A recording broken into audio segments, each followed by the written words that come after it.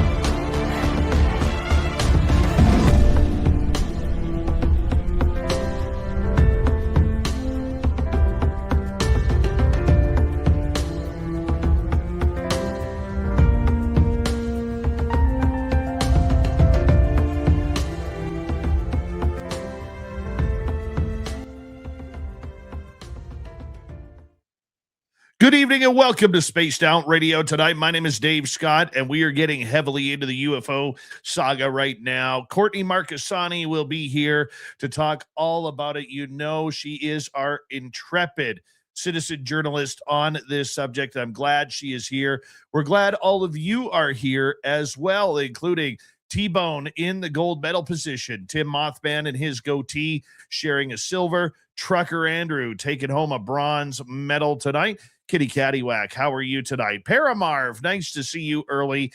Race fan, thank you for coming on in. Mel WD40 is here lubing us up for tonight's show because you can't talk UFOs and aliens without being lubed up. So thank you, Mel, for doing your job. Don't forget to give yourself a shot as well. Paula Fost, how are you? Little Cam on YouTube kicking off the super chat tonight. That was after running 18 miles in 17 minutes. Yeah, almost. Yeah, he's super fast. What can I say? I don't even have words for it. Robert Lamont, thank you for joining us as we scroll on down on our roll call to say hello to Kurt M. and Necessary Dialogue. Luscious Jules, how you doing, my friend? Nice to see you. Thunderhead is here. Thunderhead will be signing autographs after the show. Line up to the left of the studio if you don't mind, to the left of the studio. We scroll on down to say hello to JSCO. As well as, let's scroll on down and say hi to Frankie B. Nice to have you here. Mama Catherine, there she is. Mwah! I love you, my dear. Can't wait to see you soon. Well, hopefully in a few months. And I hope you enjoy tonight's show because I know you love Courtney. I know you love Courtney. So this is going to be a good one, my dear. I hope you enjoy it. Scrolling on down, we say hello next to, well, let's take a look here. Lots of good conversation going on. More Stephanie Kenny Blankenship. How are you? And Jaquetta, thank you for coming on in. And who else is here? It's Desert Rat, everybody. And who else? Well, long conversation. I'm going to scroll down. Oh, Doug Shelby is here. The Doug Shelby has arrived, which means we can officially start this show. Walter Kochabinski, Integrationing. Nice to have you both here. As well as we scroll on down. And next we say hello to Search and Destroy and United We Stand. Thank you for joining us. Algaray over on Twitch. So excited for Courtney on the show tonight. In 4 minutes, he did 1,600 sit-ups. No exaggeration whatsoever. So thank you, Algaray, for getting warmed up for tonight's show. Pam Harris, nice to see you. John Jackson, good to have you here. Kitty Kennedy Wack, thank you so much for the super chat. Appreciate your love and support of SOR. So thank you. All right, moving on down. We say hello next to Fap Nuts. And Jessica McCreary is here. Jessica McCreary will be signing autographs after the show as well. Line up to the right of the studio, if you don't mind, to the right of the studio. On X, East Coast Turnaround. Nice to have you here, my friend. Amber Dawn Glover, I'll give you one of these because you're a 100-miler. How are you, my dear? Hope you're doing well. As we scroll on down and we say hello to Julie Rios and Forrest Louie. Holy cow, Forrest Louie has returned. That's exciting. Very exciting. And scrolling on down next, who is next here? Well, it's Area 54. Thank you very much for your love and support, my friend. I appreciate that. I love writing down Area 54 too. I don't even know your name anymore, Wes Decker. It's just Area 54. That's all I know. All I know. Mystery Forums from Richmond, British Columbia. Welcome to SOR Chat. JMJ12, nice to have you here. Let's get the radio side going. Hello and welcome to the radio and podcast side of Spaced Out Radio tonight. My name is Dave Scott. Glad to have you here as we prepare for a UFO show with Courtney Marchesani the next couple of hours. We're going to get deep into what's going on in the UFO world as we are at roll call on our YouTube side right now. And up next, we say hello. We could get down there to Gizmo. How you doing? And thank you very much for that amazing super chat. Always appreciate you, Gizmo. So thank you. Oh, we got 25 seconds. 25 seconds. Noble Patrick, how you doing, buddy? Nice to have you here. And who's next? We're pretty caught up. We are caught up. All right, Super Chat is open. You can shop at our Spaced Out Radio store. Get yourself one of these. Looks good, doesn't it? Throw your horns up, everybody. Let's rock.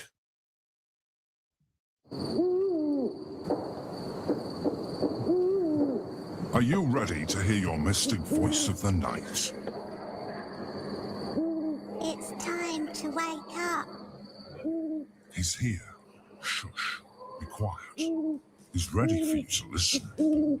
Let's point our ears towards the little cabin in the woods, where together, my friends, we own the night.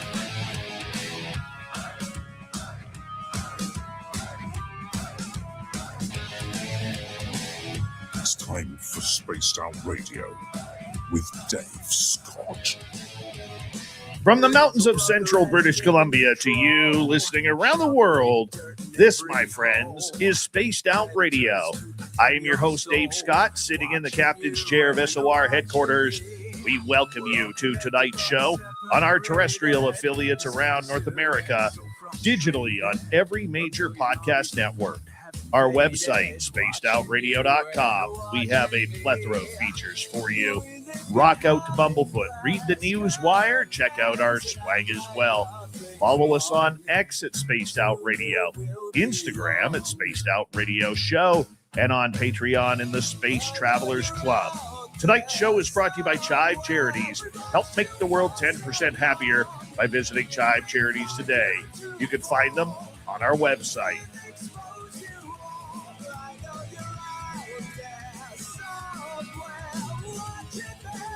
We're having a great show, in-depth UFO talk. Courtney Marchesani will be here for the next couple of hours to talk about the latest and greatest news in the UFO world. Then in hour number 3, Swamp Dweller will kick things off. Then we'll get to the cryptid Q&A with Robin Haynes. This one really needs no introduction. We know what's been going on in the UFO world ever since Barack Obama and Donald Trump really sent the UFO world spinning into a tizzy. I never get to use the word tizzy on this show, so I'm going to use it. Spin us into a tizzy. Is he going to disclose? Is he not going to disclose? Well, citizen journalist, author, researcher, experiencer, and very good friend of Spaced Out Radio, Courtney Marchesani, in my opinion, is one of the most trusted researchers in the UFO world. She plays an unbiased game. She's not into choosing sides. She's out to get information out to the public. This is why when we do an in-depth show on the UFO world, I always love it when Courtney comes in, because I always feel that we're getting the right news, the right sources of information, and the right objectivity that we need for this show, with no political bias, no governmental bias, and no UFO/UAP bias. So let's get right to it. Courtney Marchesani, it is always great to have you on Spaced Out Radio. How are you? Hey, it's great to be back. There's so much going on. We have so much to shake down tonight. So I'm glad that I got invited. Thanks for having me. Have you slept since all of this came down? Yeah, the first week, last week was really insane. You know, just the notes, the the comments about it from mostly people in the UFO community. I did hear from a couple people who are not in the UFO community that had heard about it, of course. But yeah, it was mostly people like, can you believe this? And so I was mostly tweeting all the way through it as it was going down, giving opinions on it.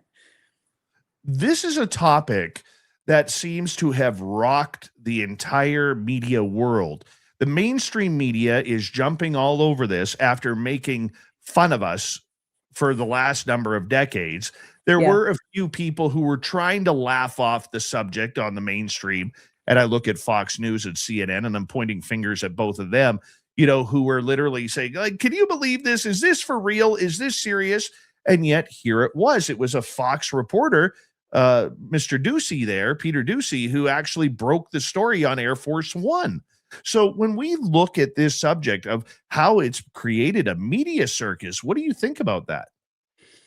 I think that's what the people of disclosure, just giving an example around the entertainment projects, I think that is what they have always wanted. They haven't been able to break through that legacy media barrier. For example, the age of disclosure, that was intended to basically start having a national conversation with the national media, because the witnesses in the movie were so compelling, all military or governmental witnesses, some on NDAs, some able to speak about their experiences. They were really hoping with the age of disclosure to break through and have that national discussion with the media. And I don't think we saw that. I don't think it did break through. I think we saw it a little bit, but not to this stage. This seems to be like critical mass. It's finally broken through. You can't have not heard about this, about Trump's comments, about Obama's comments. When it happened, when you heard, let's go back to Barack Obama's comments in a podcast when he was asked the UFO question. He goes, "Oh yeah, aliens are real." What was your thoughts on that immediately? Because I can honestly tell you, it caught me off guard, but I kind of sloughed it off. Well, it was like a bombshell because of the way he said it. He said aliens are real, right? That it was the way that he phrased it. But I think people, like you're saying, they saw it and they thought that can't be real. Like that statement can't be real. It was almost like, pushing past it. I think a lot of people just thought, oh, well, that can't be what he meant or what he said. So all that, commentary forced him to come out and essentially like put, put brackets around it and then clarify it. And so I was really deeply disappointed that he walked it back from what it was. He had to have gotten the questions before he went on the podcast. So the thing that's odd to me is that he made that very declarative statement and then later said, "Oh, I was just caught up in the speed questioning of the way that the questioning was going," which I didn't buy that. I didn't buy that answer. It didn't sit well. It's almost like after he got off the air, he kind of went, "Uh-oh," and then had to think of a response, call his PR person to say, "I may have screwed up on this one," and said it. But I don't think that he broke any presidential oath with that, because to me, it sounded like it was his opinion, right? It was just his opinion on on what he thought. And the way he kind of put it, that they're probably out there somewhere, but the way he kind of pointed at Area 51 and then made the comment about how there's no deep underground military installments there that go deep underground, or however he put it. And I was just like, I've talked to a few people who've worked at Area 51, and yes, there is. Yes, there is, but there are what people don't realize is on Nellis Air Force Range, Courtney, Area 51 is a small base. There's many bases, dozens of different bases at Nellis Air Force Range. So, yeah, they might not be at Area 51, but they could be at S4. They could be at Papoose Lake. They could be at Tonopah. They could be absolutely anywhere when you have a base that's literally the size of a state. Well, I think that was the confusing thing when Trump came back and said, "Oh, I made a statement about this, on X as it was shortly after it happened because, when Trump came back on the Air Force One interview and said, well, he's basically giving out classified information and he broke, the classification rule. Everybody was saying, oh, it's got to be aliens are real, aliens are real. And I was like, well, this could be absolutely twisted. And they could say it was his comments about, Area 51 instead. So I think that the whole thing is, it's probably being blown out of proportion, probably it's probably could have been interpreted a bunch of different ways, but because this kicked off so much interest, supposedly it, ended up with Trump saying we're going to release the UFO files, which is it's a whole nother bailiwick, as you know. It really is. It really is. And then were you surprised after Obama's comments that Trump kind of took the bait and jumped on it when he was asked the UFO question? No, I wasn't surprised at all because I think that he has been really, touchy on a number of things, and it would have been hard for him not to say anything for Obama speaking out. They have acrimony in their relationship. They've had troubled history, both of them. There's just a long history of difficulties between those two presidents. So I'm not surprised that he made a comment. No. What I am surprised about is just the idea that he went at it the way he did, where he kind of jokingly said, well, maybe I'll have to let the files loose in order to protect Obama's top secret clearance or his fact that he shouldn't have said what he said. I thought that was going to be a very interesting comment to make, because I was kind of like, oh my goodness, like as somebody from outside your country, I don't know how the intricacies of being a president work very well, nor would I. So I was very much watching that comment and just kind of like the reporters standing there from a journalist standpoint, kind of like, are we to take this seriously? Is this really happening right now? Yeah, he said that he would declassify in order to get Obama out of trouble because of what he said. That was his very specific claim, like, oh, maybe I'll release him to get Obama out of trouble. Maybe I'll do that for him. Like maybe I'll do a favor, which was essentially like, just a punch at, at Obama. So it was, it was a cat and mouse kind of thing. I'm sure Obama didn't say anything that would obviously get him in trouble. So I believe that's a lot of that is just shock and awe. What is interesting though about him saying, I'm going to put this order out to release it, he must obviously not be tracking this issue because there's already the UAPDA, right? The Disclosure Act was already approved, and part of it, which was the records, so there was this first timeline to get the records right in October 2024, and then they gave a year extension. So he must not understand that there's already been some legislation that has passed to get the records out. And then there's the different types of caveats that are around those records. Like anything over 25 years was supposed to be released right away. Each intelligence agency has their own ability to redact files, UFO files, or hold them back and then give justification for why. So that process had already happened, and we're just waiting for the rest of the files to come out.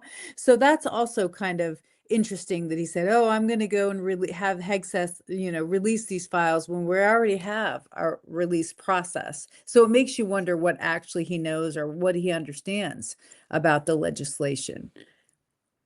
Well, it makes me wonder because there was such a buildup to this. If we look at the timeline here, Courtney, we look at, okay, United Kingdom documentarian on UFOs, Mark Christopher Lee, about 6 weeks ago, comes out with this absolutely insane comment saying that he has a source within the White House that is saying that Donald Trump will disclose UFOs on July 8th, the anniversary of Roswell, and the speech is already written. And then he doubles down about 10 days later after taking a lot of online heckling, where he says, in fact, we're going to have a press conference and my source is going to be there, and my source is going to out themselves. So you'll know who it is. Okay. We all kind of went, well, when's this conference? We hear nothing about it, nothing about it.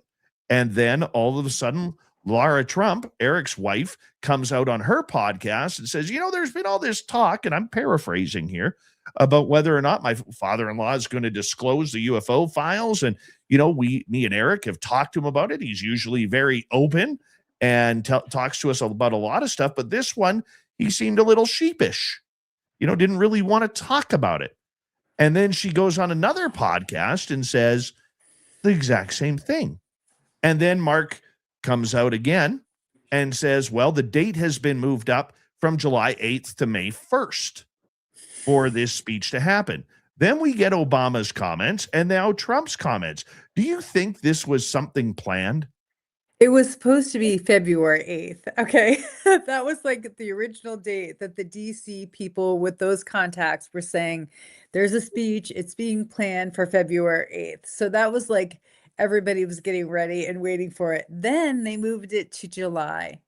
And like you said, they move it back to May now. So I first, obviously, when they said February 8th, I was like, no way. Then, of course, it moved. So I was like, all right, this is just the same old bait and switch that we always get, right? That there's something coming. We're going to move it. We're going to move it back further. So I think a lot of that just plays into the skepticism, and rightfully so, by UFO researchers who have been doing this for many, many decades. But I will say this, with Laura Trump coming out and saying she knows he has a speech, that puts it on a different level. So that makes me think that there's some credence to that, because she made a statement. But what exactly can they say? To be honest, Roswell is real, maybe. That's one hypothesis. Roswell was real. Yeah, I get that. I mean, if we start talking about hypothesis of what they're going to actually speak about, it's either going to be science and technology, which they already wrote an announcement and put it up on the White House website about us having science and technology that can warp, time. So it could be about the defense industry and technology, and maybe that being opened up to businesses in the US, because that would be development. So there's one hypothesis. Two, Roswell was real. That might be a groundbreaking disclosure if they acknowledge that. That's another one. Or three, that there were crashes and crash retrievals, which is one of the hotly debated things. Or my opinion only. Yeah. They try and quell it as quickly as possible, knowing that the defense contractors are going to be relatively upset in the military industrial complex. And we're already hearing that there is a major arguments about this going on behind the scenes in Washington, D.C., that we could be seeing them say something like, we caught a signal from a Goldilocks zone somewhere. It is not, it is not aliens here. It is not UFOs here, but we caught a signal. And we believe this proves that there is life out there in the stars. Really? Right? Wow. That's my opinion.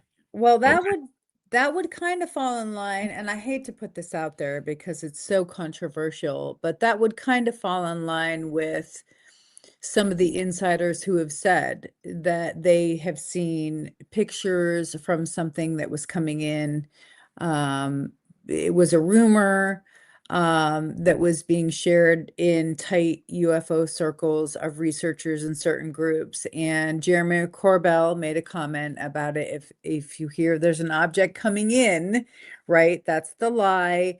And other people have come out and said, like Kelly Chase and Michael Ian Black just wrote a Substack on it about how they were told that, there was the signal that was picked up. Now, you might be talking about something differently, but that has been perpetuated in the UFO community for the last couple of years as a catastrophic, scenario. It just makes sense because it shuts down the topic. Mm-hmm. Okay. It protects the military industrial complex. They don't have to unravel Roswell or Kecksburg or Kingman or any of these crash retrieval locations. They can hide the technology, and maybe, just maybe, it's the wow signal. Maybe the big news is that they finally figured out what the wow signal was from the 1970s.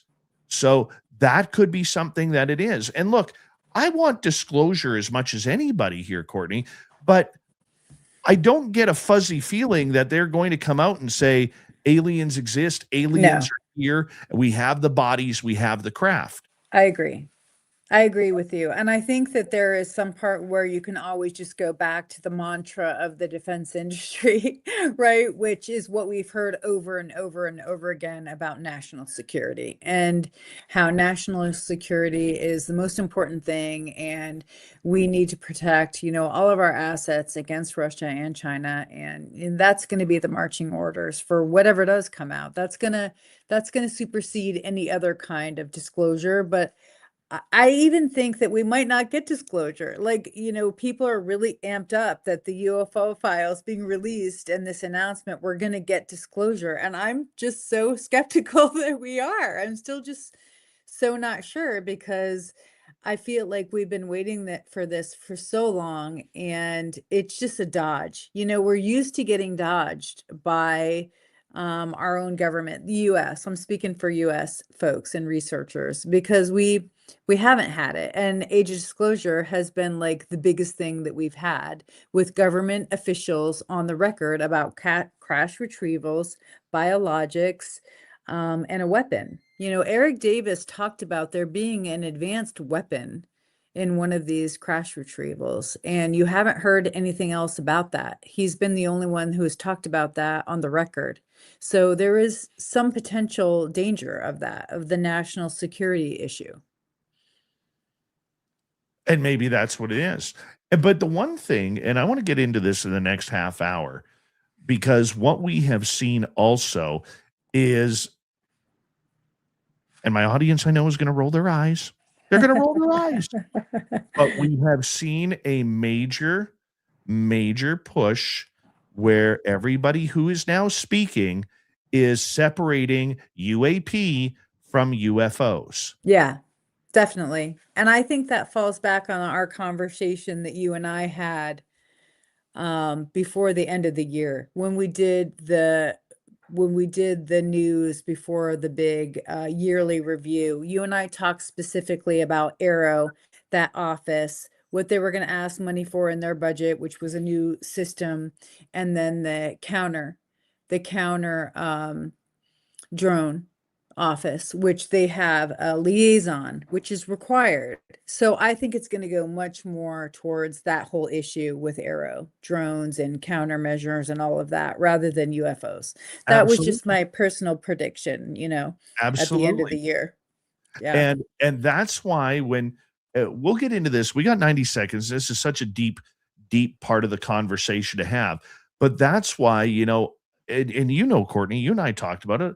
I had audience members leave from my YouTube channel because they thought I was creating semantics between UFO and UAP.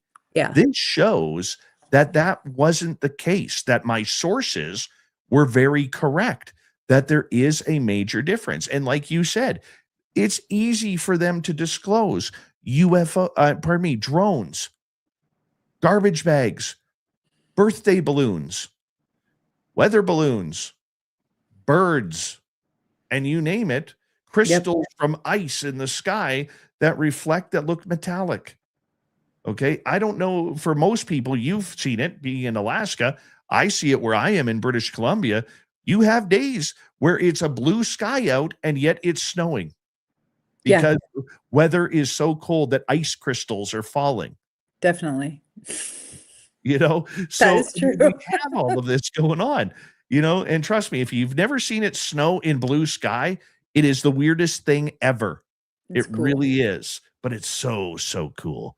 It very much is. We have Courtney Marchesani here on Spaced Out Radio, a jammed packed first half hour. When we return for the second half hour, We're starting to see the divide between UAP, UFOs. We're starting to see people all of a sudden jump all over the media binge, from Jesse Michaels to Lou Elizondo. Yeah, Lou's going back on tour to talk UFOs in an open forum podcast all across the United States. I may try and take in one of those shows. This is Spaced Out Radio. The UFO topic continues next.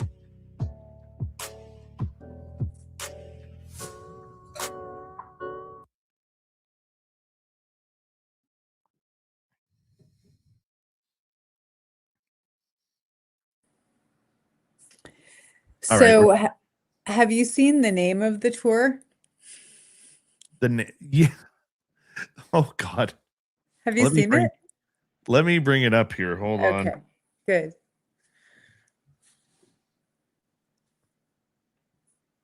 Oh, where is it? Persona non grata tour. Yeah. You know, in Costa Rica, there's an actual law called persona non grata where you can have somebody like legally like taken out of the country under that law, persona non grata. It's an actual law in Costa Rica. Don't ask me how I know that. It's a long story, but yeah. So I guess he's feeling not so hot, huh? Well, I mean, let's face it. Okay. He isn't the first one to be pushed out of the way. Okay. I mean, if you go back to the beginning of the To the Stars Academy, Tom DeLonge was supposed to be the face of the franchise. Yeah. Until he screwed up on Joe Rogan, where he looked like a meathead. Yeah. And I don't mean that with any disrespect. No, it was bad. It was bad. Yeah. You know, and I put it this way in an article that I wrote a long time ago at the demise of the TTSA, and Jim Semivan, through Melinda Leslie, actually said that was correct. There was a time to rock star, and there was a time not to rock star. And talking about this serious subject while in the same breath talking about whipping your dick out on camera was not very professional. Not a good look. No, it wasn't a good look at all. No. Missouri man, how you doing? Nice to see you here. Who else has jumped in here? I think we're caught up there. But it wasn't a good look. And so that one really, really stuck with me. So that's how Lou became the face of the franchise. And now he's kind of been pushed to the side after, I'm going to say this because I'm a little conspiratorial. I don't think Elizondo was that dumb to put the 2 fake photos up. I think that somebody who he trusted gave them to him. Oh, that's what people have been saying the whole time. I don't think that's conspiratorial. I think a lot of people think that he was set up, that he was straight set up. Absolutely. I mean, that's not conspiratorial. That's a line of inquiry. And what a way to from ruin his people. credibility, especially around his book. Why would he take the photo right before he went up there? He said it was somebody he trusted who had vetted it. So, I mean, that doesn't make any sense at all. He must have really trusted that individual. So that, you know, that's bizarre. Especially since they go through everything over and over and over. And this wasn't just a small thing. This was a congressional panel of the House Oversight. Yeah. With, Mellon in the room. So, I mean, it was a national disgrace. So, there's a lot of people that are saying, oh, disclosure's not happening because Lou showed the photo, but it did set things back. Sure it did. Absolutely. Absolutely. Because if he's the face of disclosure and, it wasn't the first time that had happened. But you look at all of the stuff that came out and all of the people that have come out of the woodwork, okay, that have kind of taken over this conversation. Okay, whether it's Ross Coulthart or whether it's Jesse Michaels, whether it's Jeremy Corbell, who's become a big name of the franchise. I mean, you look at somebody like Dr. Stephen Greer, he's fighting for credibility on this right now. Oh, He is totally. fighting for credibility. But And all of legitimacy and to have relevance and a seat at the absolutely, table. I mean, there's all absolutely, these old guys who have been around forever pushing right? that ball forward. And Lou was the one who seemed to be taking the baton. And so when you see some of those folks getting phased out or actual like wars being Yeah. started between those groups, you It really see really the it power really plays. it really shows that there is some sort of of game. I don't mean it as a game, but I'm gonna use that word. There's a game being played. Who gets what? Who gets control? Who talks? Who doesn't? Yeah, Hold on right there. totally. We got 20 seconds left. Thank you so much to Gizmo, Little Cam, Kitty Cattywhack, and Area 54 for the super chats already tonight. We greatly appreciate your love. Get your tickets now for cariboucon.com. CaribouCon, September 18th through 20th. Courtney's going to be here speaking in British Columbia. Here we go, everybody.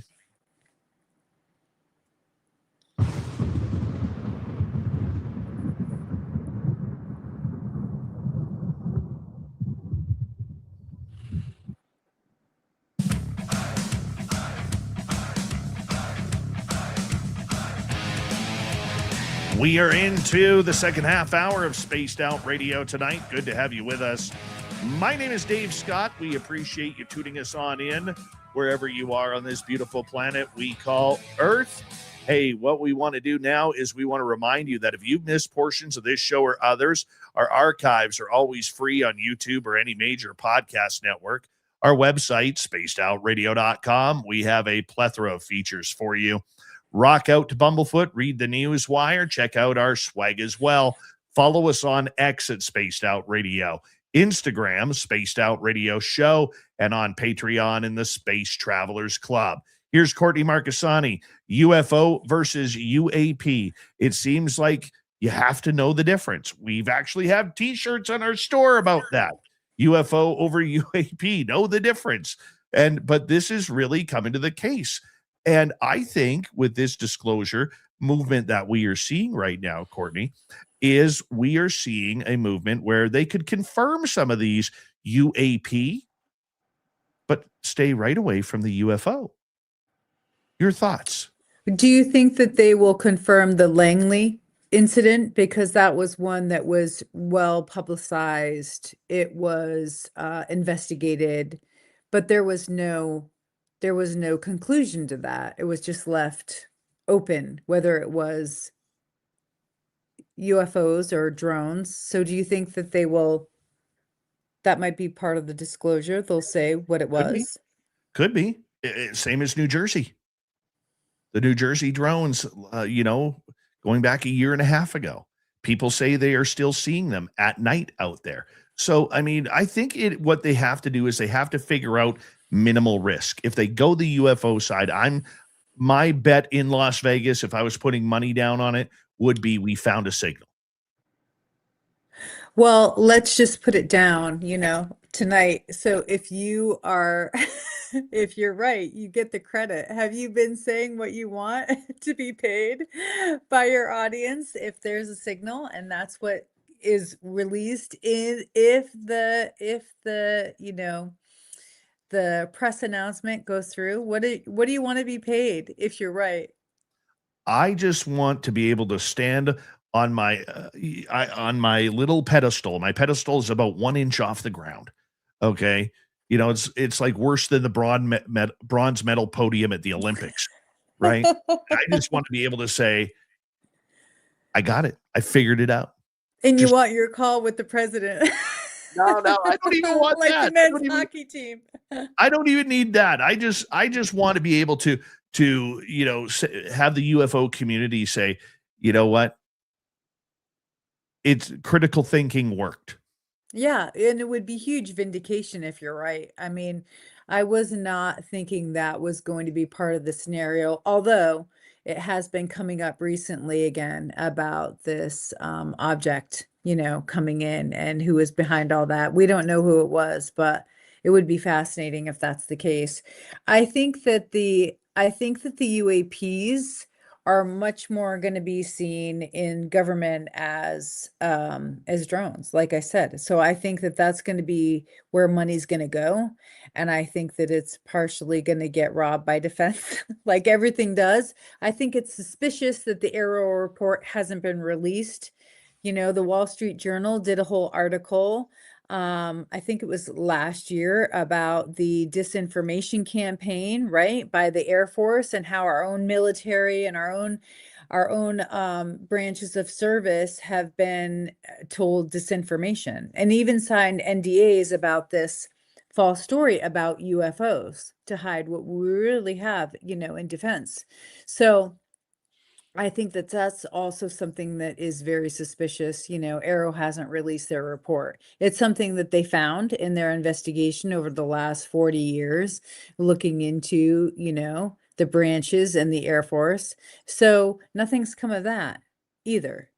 The records, you know, have not been released by the National Archives.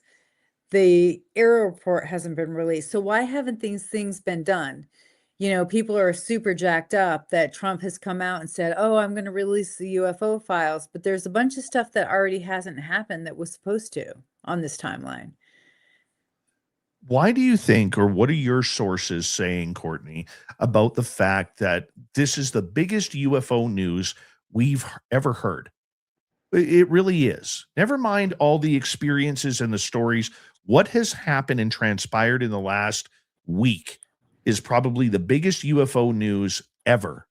Definitely. Okay. Yet Arrow has been silent, and Arrow hasn't even had any mentions by any of the politicians, whether it's Trump, whether it's Obama, whether it's Luna, whether it's Mace or Burchett or Burleson or anybody. Nobody Sean has mentioned Arrow. Kilpatrick did. Did you see that though? Sean Kilpatrick came out and he spoke to Stephen Greenstreet and said, there are no aliens. We looked into this. So Arrow didn't, but the former director did, to a journalist. Yes. No, I saw that with Stephen Greenstreet. Okay, that he did come out and say that, but nobody is mentioning Arrow. No. And we know from the last congressional hearings that they think Arrow is bogus. The Congress people that were there basically called Arrow garbage.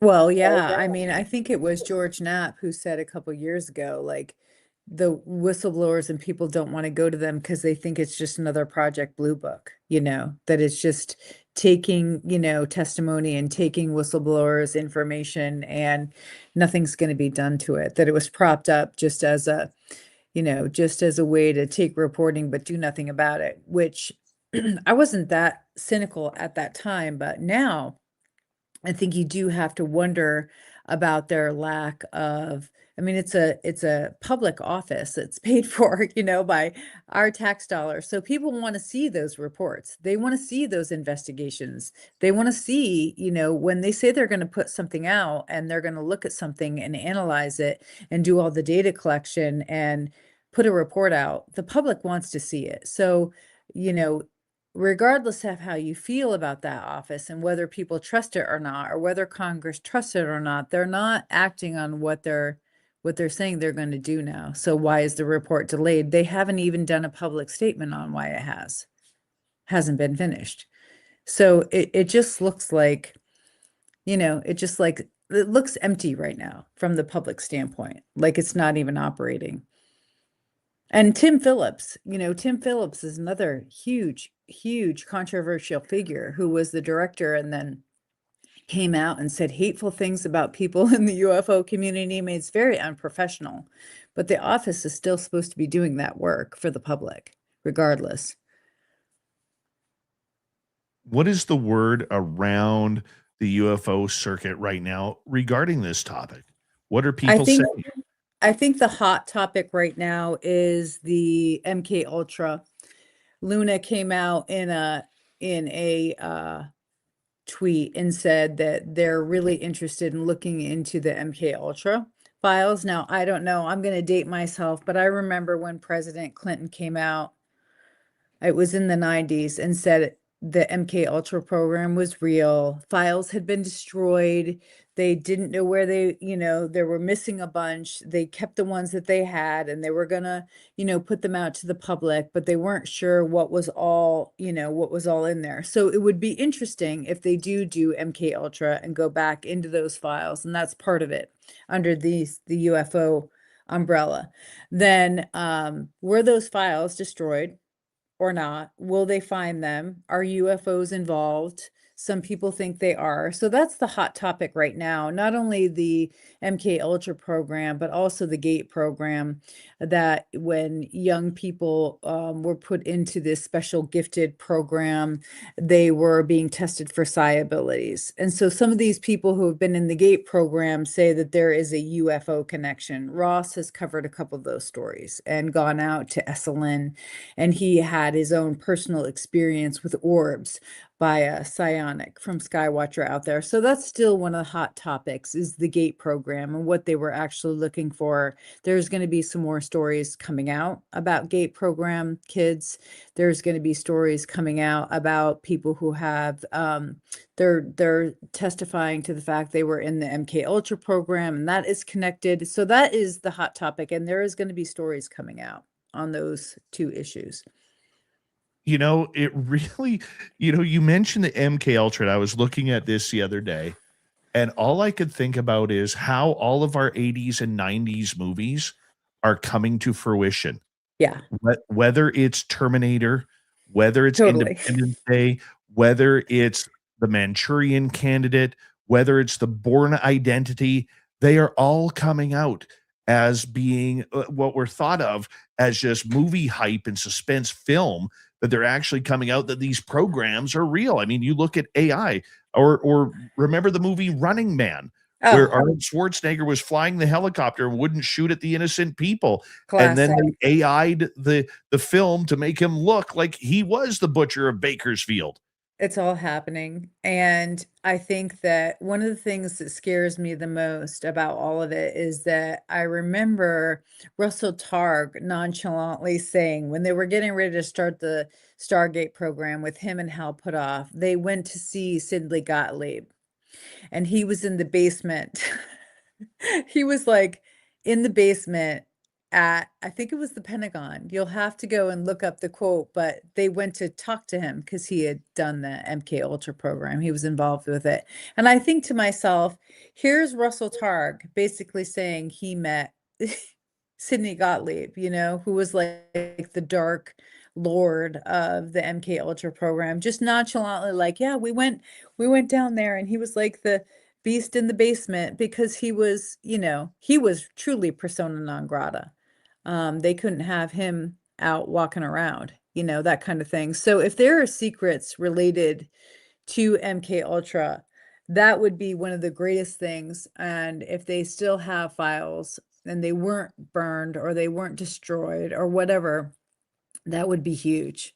But I doubt it. And honestly, Luna, when I saw her on Joe Rogan, she had just started going into the CIA reading room and reading about Stargate programs. So these people are way behind. They need to catch up. Some of us have been researching this stuff for 20 years, and maybe AI will help them, close that gap, but I don't know. You're talking about stuff that's so old. I don't even know if it's in existence anymore. And that's what a lot of the old timers are actually saying right now. Files have been burned, files have been destroyed, and how about John Greenwald's whole file data system Yes. Let's talk being, about that. yeah, just everything Explain. disappearing right after Trump makes the announcement. Well, explain, if you don't mind, to our audience who may not know, who John Greenwald is and what happened. Well, John Greenwald is like one of the most intrepid researchers who's been looking into this issue since he was a kid, UFOs, and doing FOIAs the by the book way since he was a youngster. So he's been collecting and collating all his FOIA requests and all the data he gets back. And so he's got like 30 years, like 3 decades worth of database of the Black Vault. It's known as the Black Vault. So anybody who's going to look for a file always goes to the Black Vault first to see if it's been FOIA'd by John already. And it's an indispensable asset for anybody who's in the UFO field. So after Trump made his announcement, John made an announcement that all his files in the one database just were gone like that, just disappeared. So he made a couple public statements in response to Trump, and hey, I have this database, here's where to find it. And then everything kind of went missing. He is able to back it up. He has backups, but that was kind of odd. So a lot of researchers have been talking about that.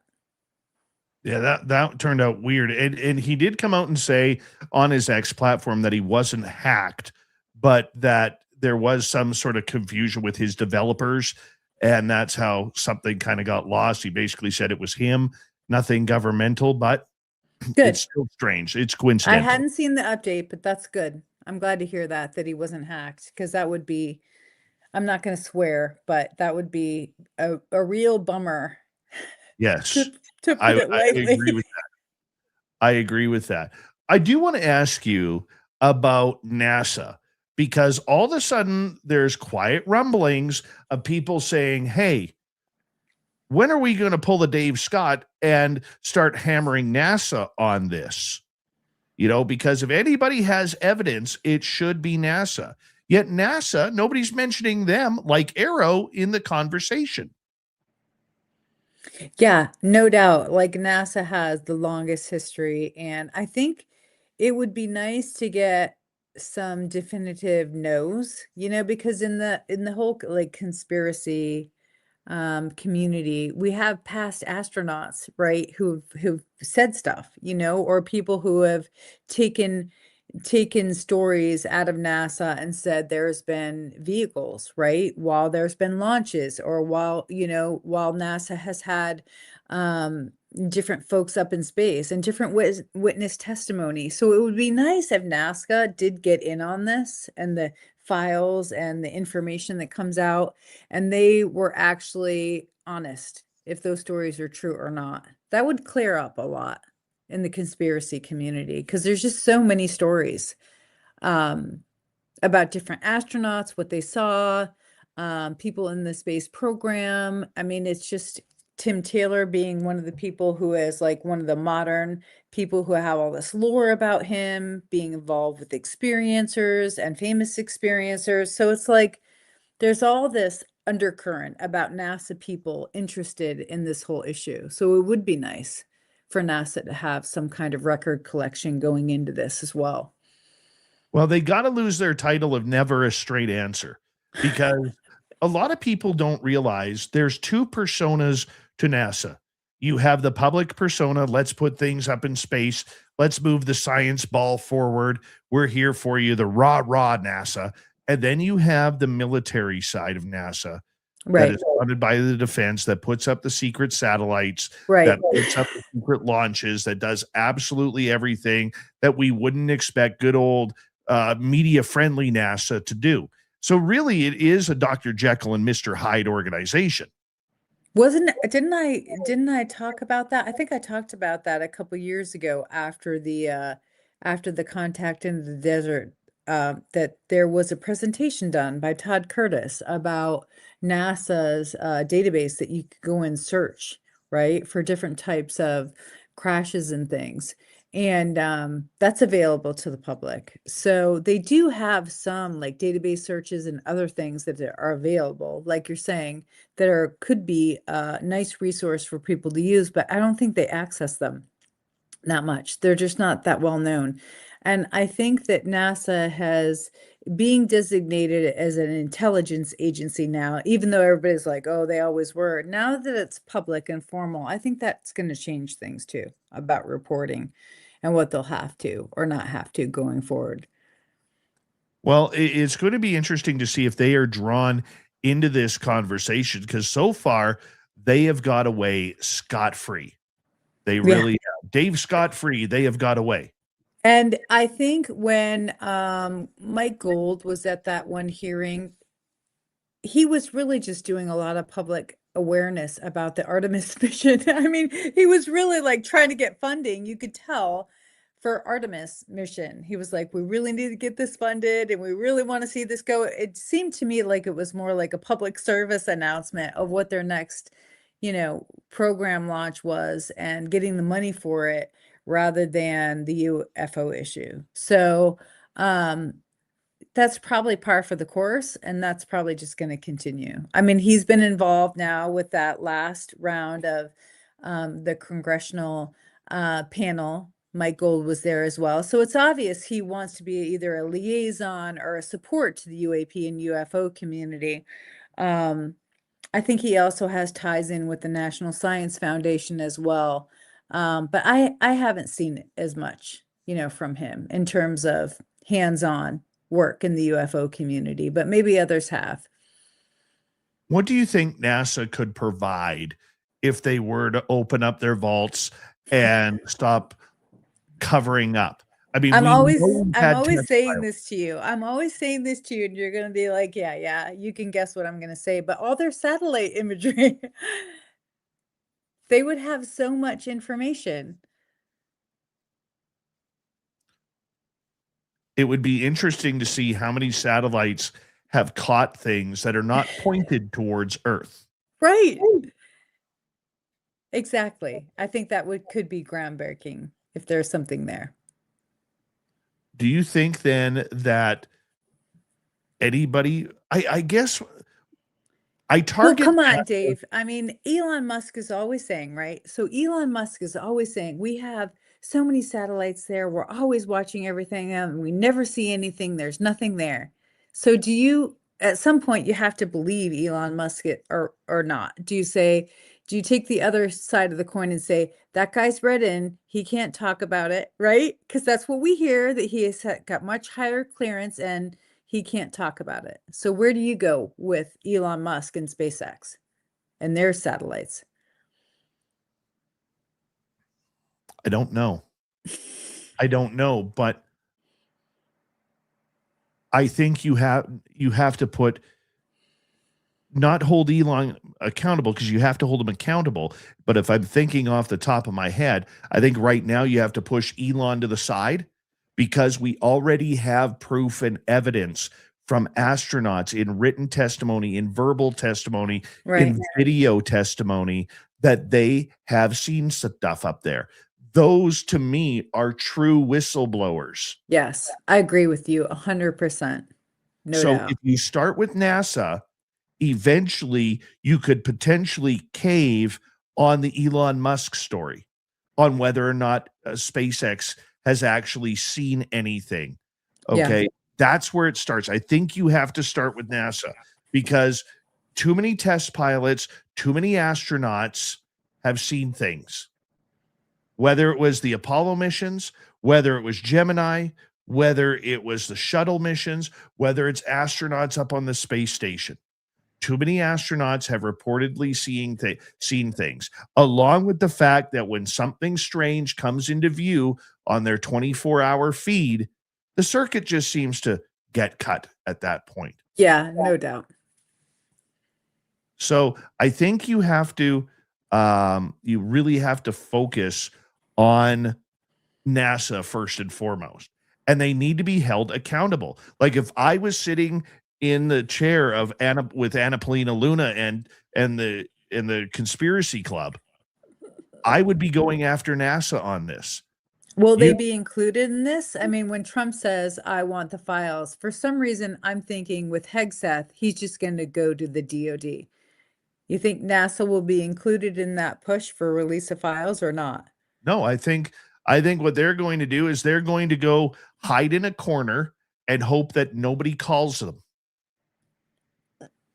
And why not? Nobody ever, the UFO community on the political side, for some reason, we focus on Arrow and all the flaws of Arrow, and NASA gets a free pass every time. They did that absolutely chump change study a couple of years ago for $100,000 to have a bunch of scientists who've berated this topic before to come The in. NASA and study or the Arrow report? the NASA Because study. They came around the same time. That's the only reason why Yeah. I'm asking which one you're referring to, because the Yeah, the Arrow NASA first study. report came out, and then the NASA's report came out that summer. Like NASA to me is just, when it comes to this topic, is just the biggest joke.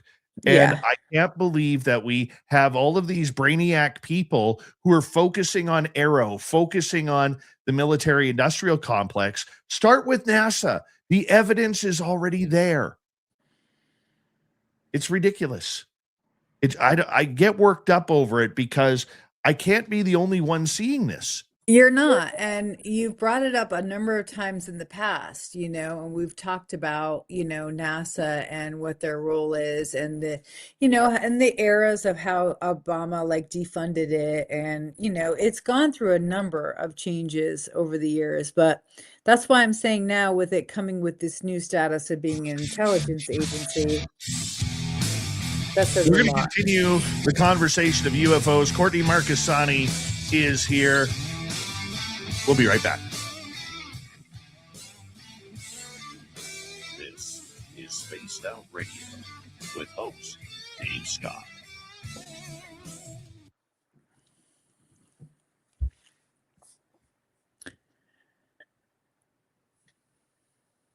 That was a fast first hour. My God, it really Holy cow. was. All right, Court, I'm going to take a quick break. I'm going to let you take a break. Be back in about Sounds 5 good. minutes, okay? Okay. All right, we'll be right back, everybody. Here's my schedule coming up, and we'll see you in just a couple minutes.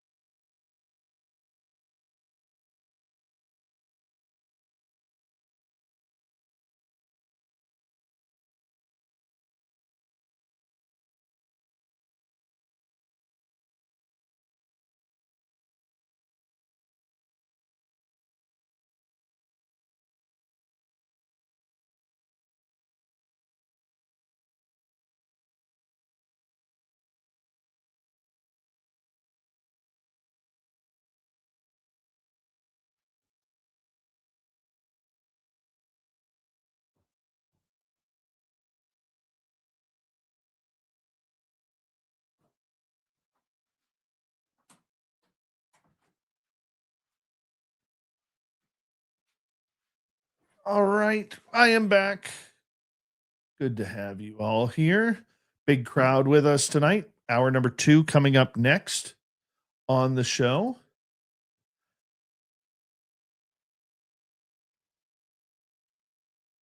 It's going to be good.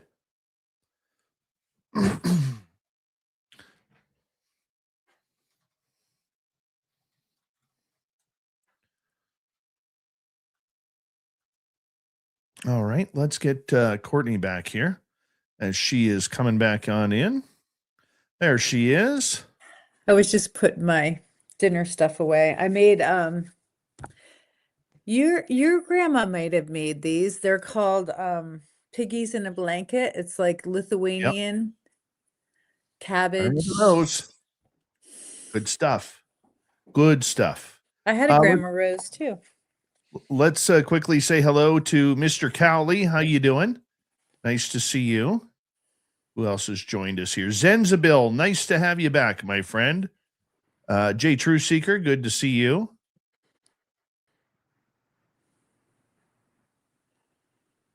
And Peter Benton, thanks for coming on in. Warden Dragon, good to see you. And there, we are caught up in the chat room. Thank you tonight to our super chatters quickly. Mel WD40, Gizmo, Area 54, Kitty Cattywhack, and Little Cam. Thank you all for hopping on in. Here we go.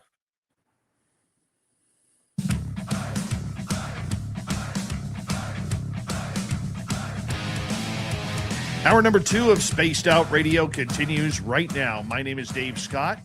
Thank you for tuning us in where we're talking UFOs and the news of disclosure with Courtney Marchesani. Before we bring Courtney back in, though, I want to remind all of you, actually, I just want to say hello to all of you listening in on our terrestrial affiliates around North America, digitally on every major podcast network. Our website, spacedoutradio.com. We have a plethora of features for you. Rock out to Bumblefoot, read the news wire, check out our swag as well. You can follow us on X at Spaced Out Radio, Instagram, Spaced Out Radio Show, and on Patreon in the Space Travelers Club. The Desert Clam has set the password for tonight in the SOR Space Travelers Club. Argentomancy. Argentomancy is your password.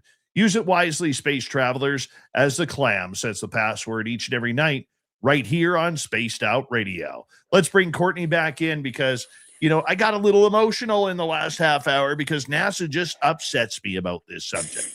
They really do. And I don't think they should get a free pass the way we give it to them all the time. But They shouldn't. nonetheless, there is a lot going on. You have obviously been working the phones recently, especially since all of this has happened. You've been chatting with people online, Discord chats, whatever you are into. What is the overall general consensus of this news about potential disclosure? Oh, it runs the gamut from people are going to think that this is, not a field to be taken seriously since Trump is looking into it.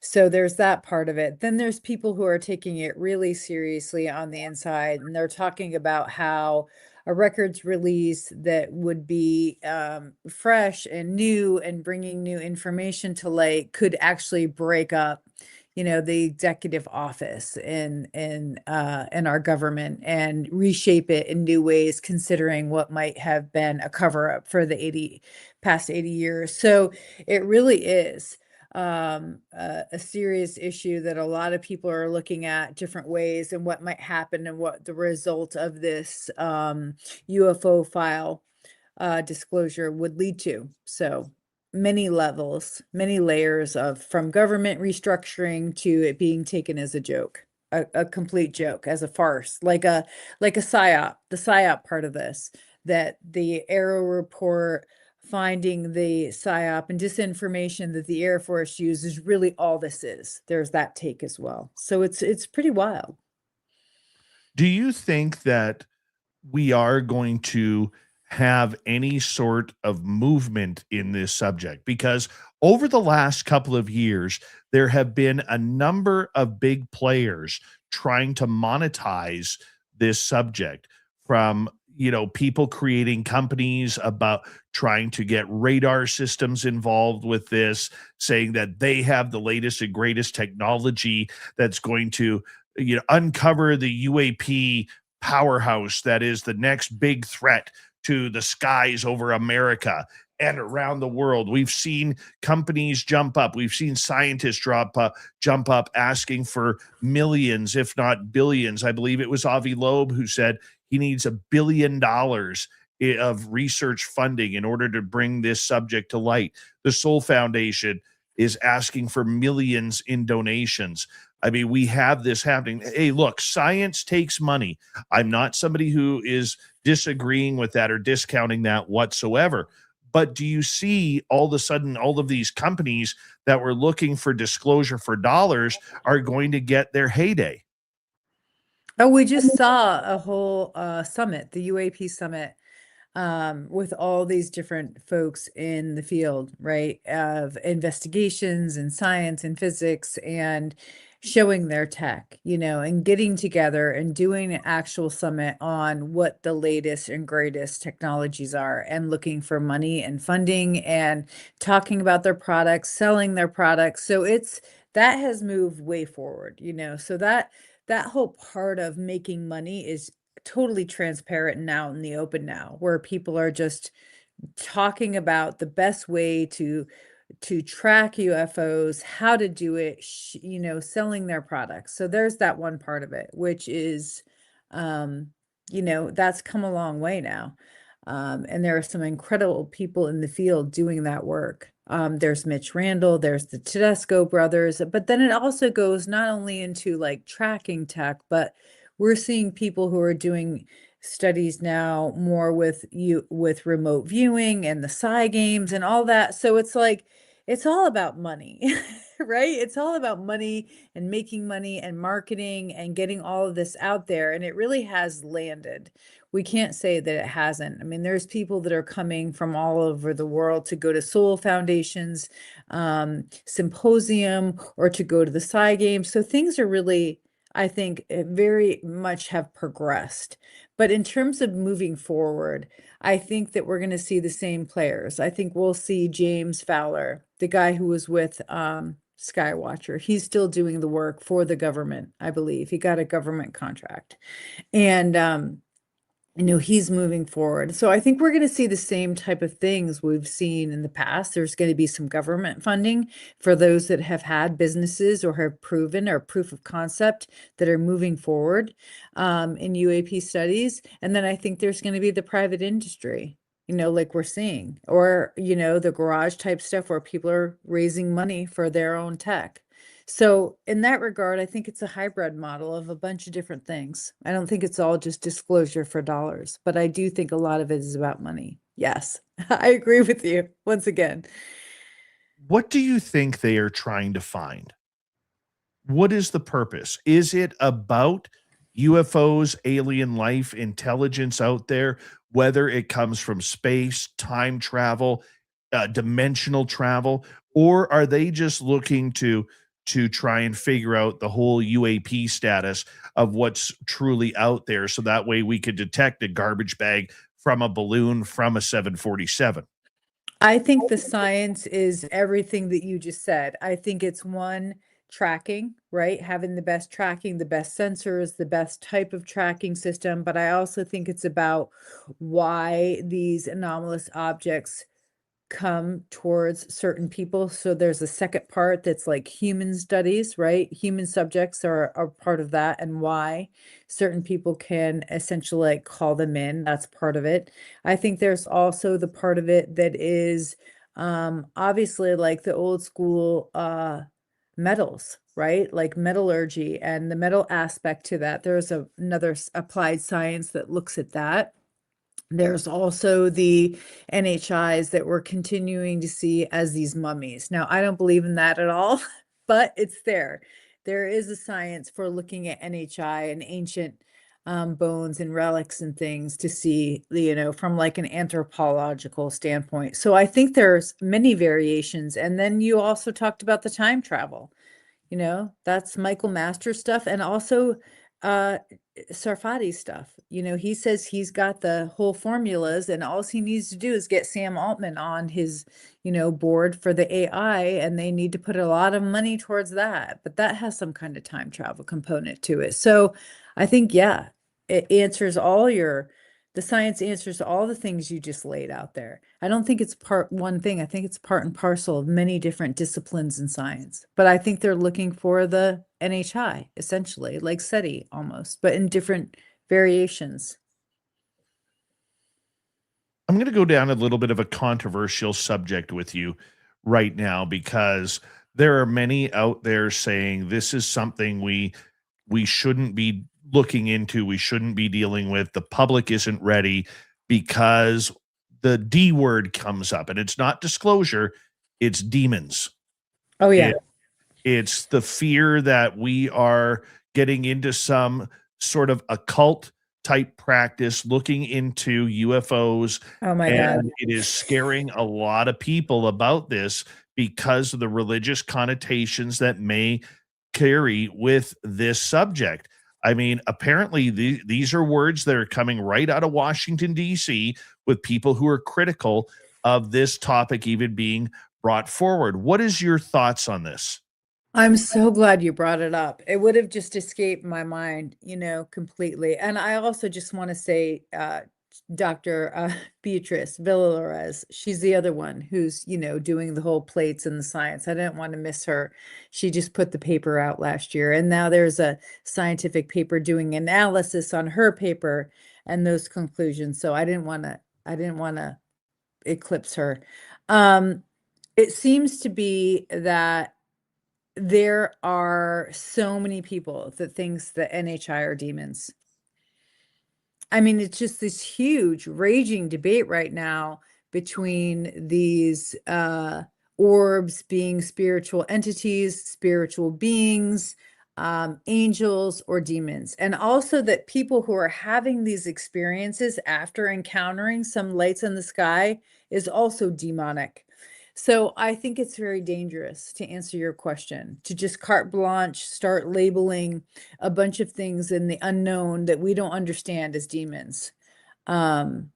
Religious figures, I think, have every right to come in and bear on these topics and, have bearing on these topics, like the Vatican and Diana Pasolka, because they're religious scholars. They look at this from a humanistic point of view, but also religious aspects. So I think we should turn towards those individuals more rather than just labeling people's experience, because that's essentially demonizing a whole group of people. And I don't think that's what we want to do. So I'm very careful about all that, but I see the shape it's taking, and it's pretty dangerous. I wonder as well, because let's face it, the majority of the planet, and we've talked about this on the show before, okay, the majority of the planet, whether we want to believe it or not, is still religious in one faith or another. Okay, the majority of the population, there's over 8 billion people on this planet, and more than half of them pray to some sort of religious deity.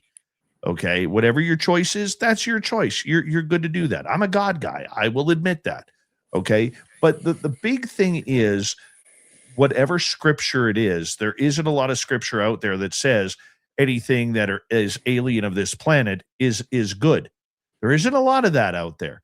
It always turns into the devil's warriors, the devil's army, demons, Armageddon.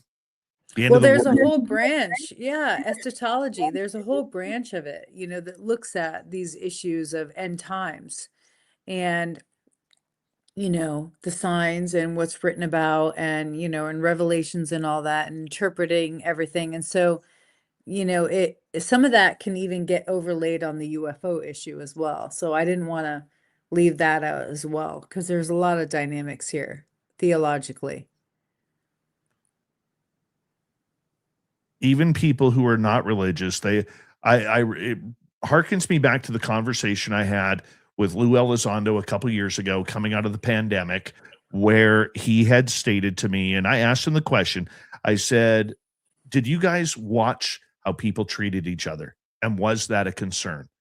And he came out and said yes, and yes, it was a concern regarding the way people were treating each other. Now that we are getting closer, how much of that is now an issue regarding the way this subject may divide people even more in such a divided world right now? It's very divisive, and I think that the religious aspect can be even more divisive. Not that it isn't already, because it's already there, but I do think that just speaking from the experiencer point of view, I do feel and listen to people talk about that fear specifically.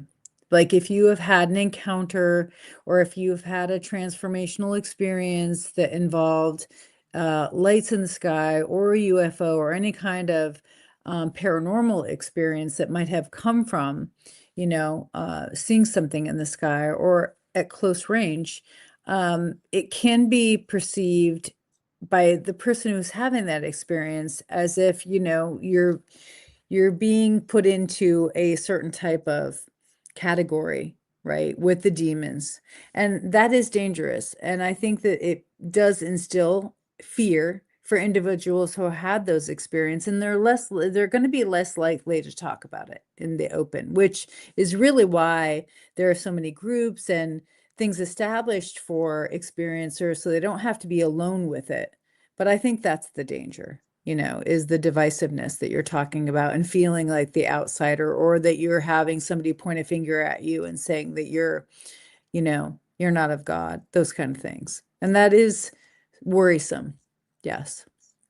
I think it's going to be a subject that I think will be debated heavily beforehand at how far they want to go. How far can we bring this without causing sheer panic to the public? I mean, have you heard in any of your conversations with people in the know about this concern? Has Oh, that yeah. subject? And that there's been talks, at high level religious organizations about this specific issue and NHI and the disclosure process. So yeah, definitely. There's conversations going on in religious communities right now about NHI and the people of their congregation and the disclosure process. So yes, that's definitely happening. Okay, with that, publicly, there have been a few politicians who've come up and said, that, we shouldn't be dabbling in this. It's like, warning somebody not to play with a Ouija board, that we don't know where this is coming from or what this actually is. I mean, is that just, in your opinion, fear mongering, or is that legitimate concern because they don't understand the subject matter? Absolutely not. I mean, there's been books written about this. I mean, Nick Redfern's book is, famous for talking about, the reverend that he worked with, Boucher, and how they worked on the UFO issue, him, the reverend and or pastor and several other people in the government about abductions and the spiritual part of this. I mean, that book was written a while ago, but and it's very fear-inducing, honestly, when you think about it. But it's not actually stigmatizing in the way that we're seeing now in terms of the way that specific issue is handled in Nick's book. He treats experiencers actually very respectfully in the End Times book. But we know that that's happening.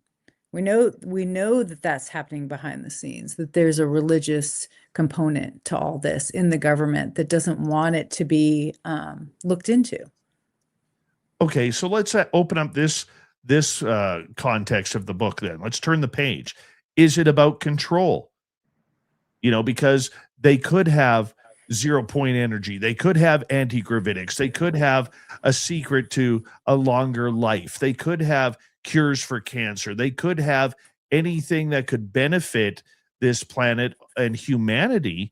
Or is it something where it's like the movie Independence Day, where all of a sudden all of these giant craft, these motherships, are going to move over major cities and start blasting laser beams down that are worse than nuclear weapons?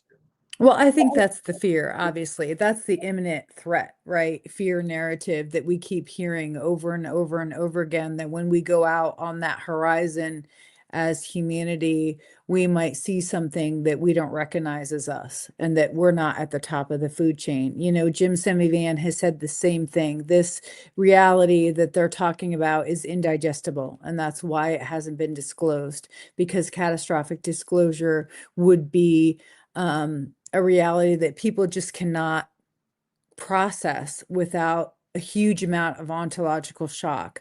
But then there's this other issue that we keep hearing about recently about the spiritual aspect, and that maybe disclosure is going to talk about proof of God, right?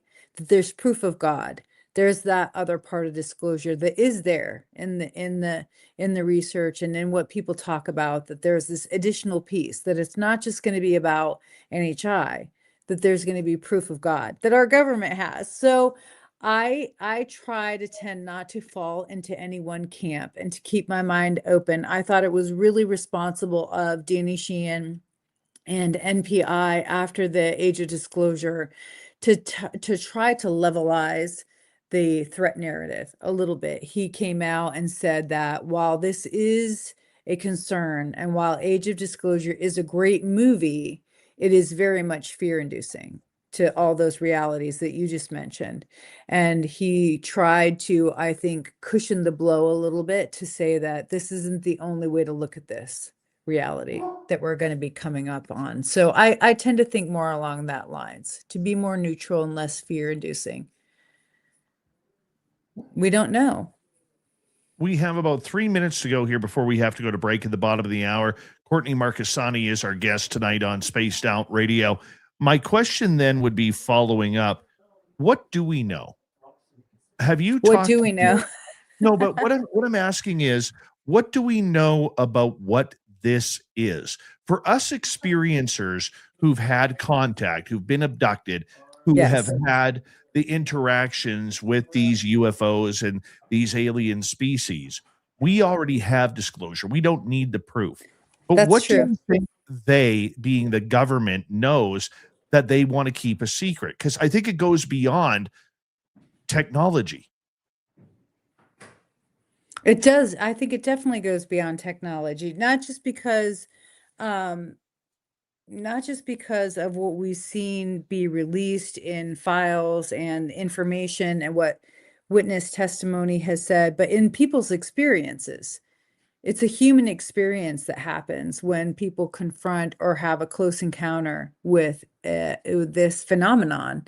So, what does the government know? I think the government knows that whatever it is, it has the ability to come in and manipulate our time and our space, whether that's through a human's perception, whether that's through an anomalous craft moving at, high speeds that cannot be explained otherwise, with no heat signature, or in the oceans at rapid speeds with our sonar only being able to pick it up. It's just, whatever it is, it has control over our space, our time, and it has the ability to, basically come in and warp reality for an observer as well. And so I think that's one thing they definitely know. I would put money down on that. I am so curious. I really am curious on what they are trying to bring out here, because I know through my own experiences, I've had good experiences, I've had bad experiences, but the one thing that I do know is that there is something awesome that is connected to many of us out there. And do you believe then that maybe they don't want us to have that connection? I need a Uh, 30-second, 40-second answer. yes, and I think it has something to do with the afterlife and death.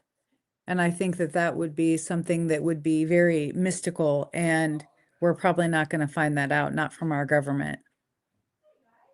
But that's an additional part, is the afterlife connection. Is that a big topic of the discussion?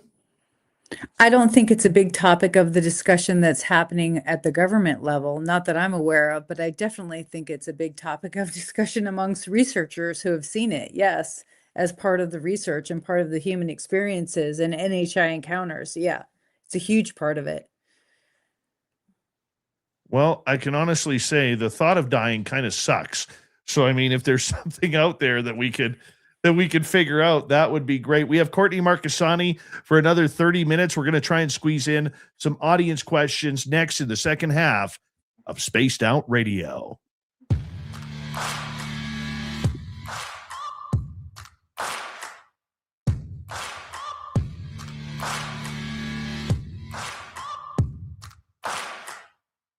You're listening to Spaced Out Radio with your host, Dave Scott.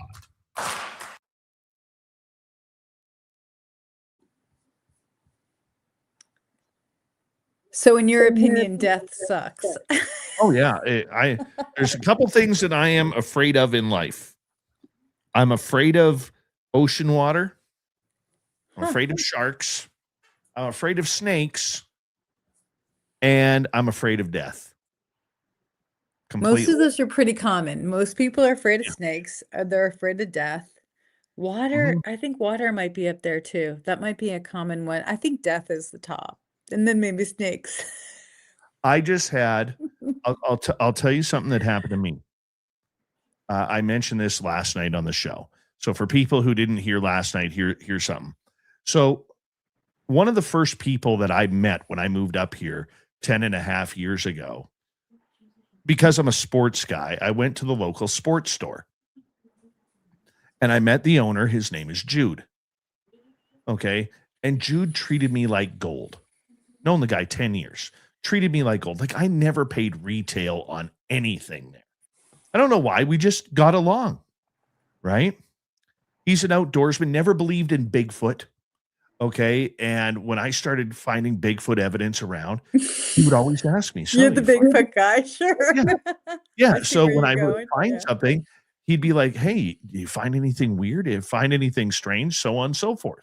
It was if I was putting on a ghost tour at the museum, he had a little pegboard outside his store. I could put my posters up there. Sure. And like that was just really, really cool about it.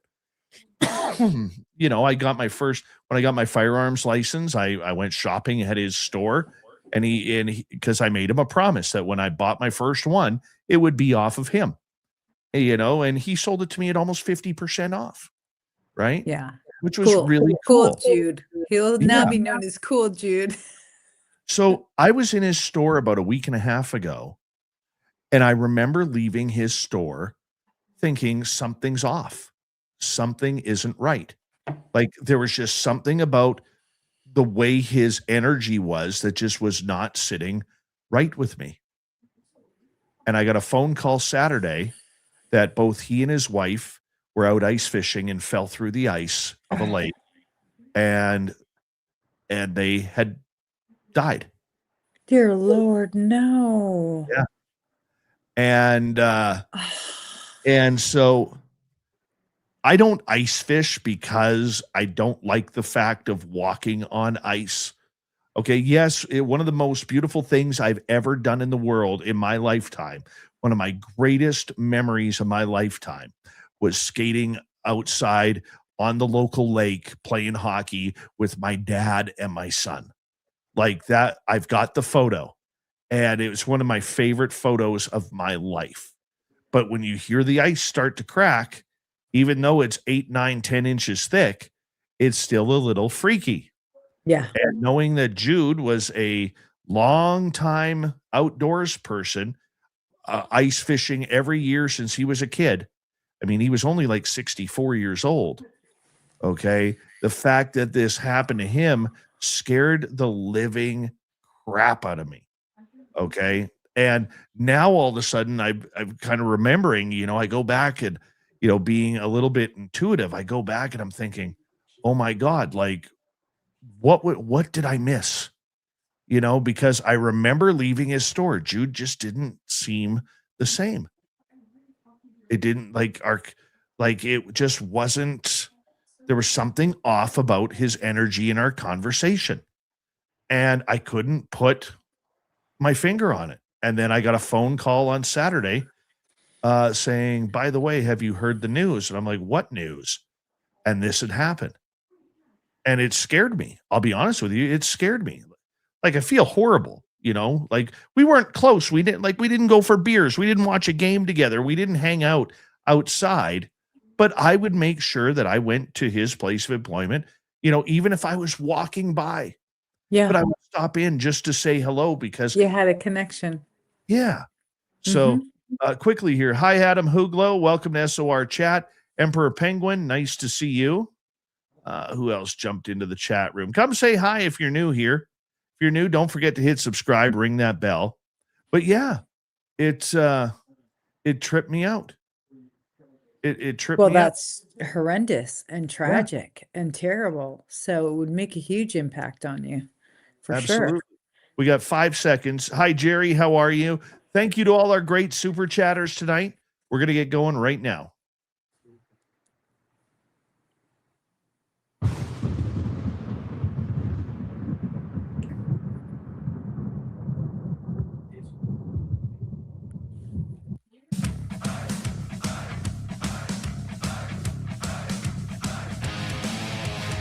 Second half of Spaced Out Radio is now underway. Thanks for joining us.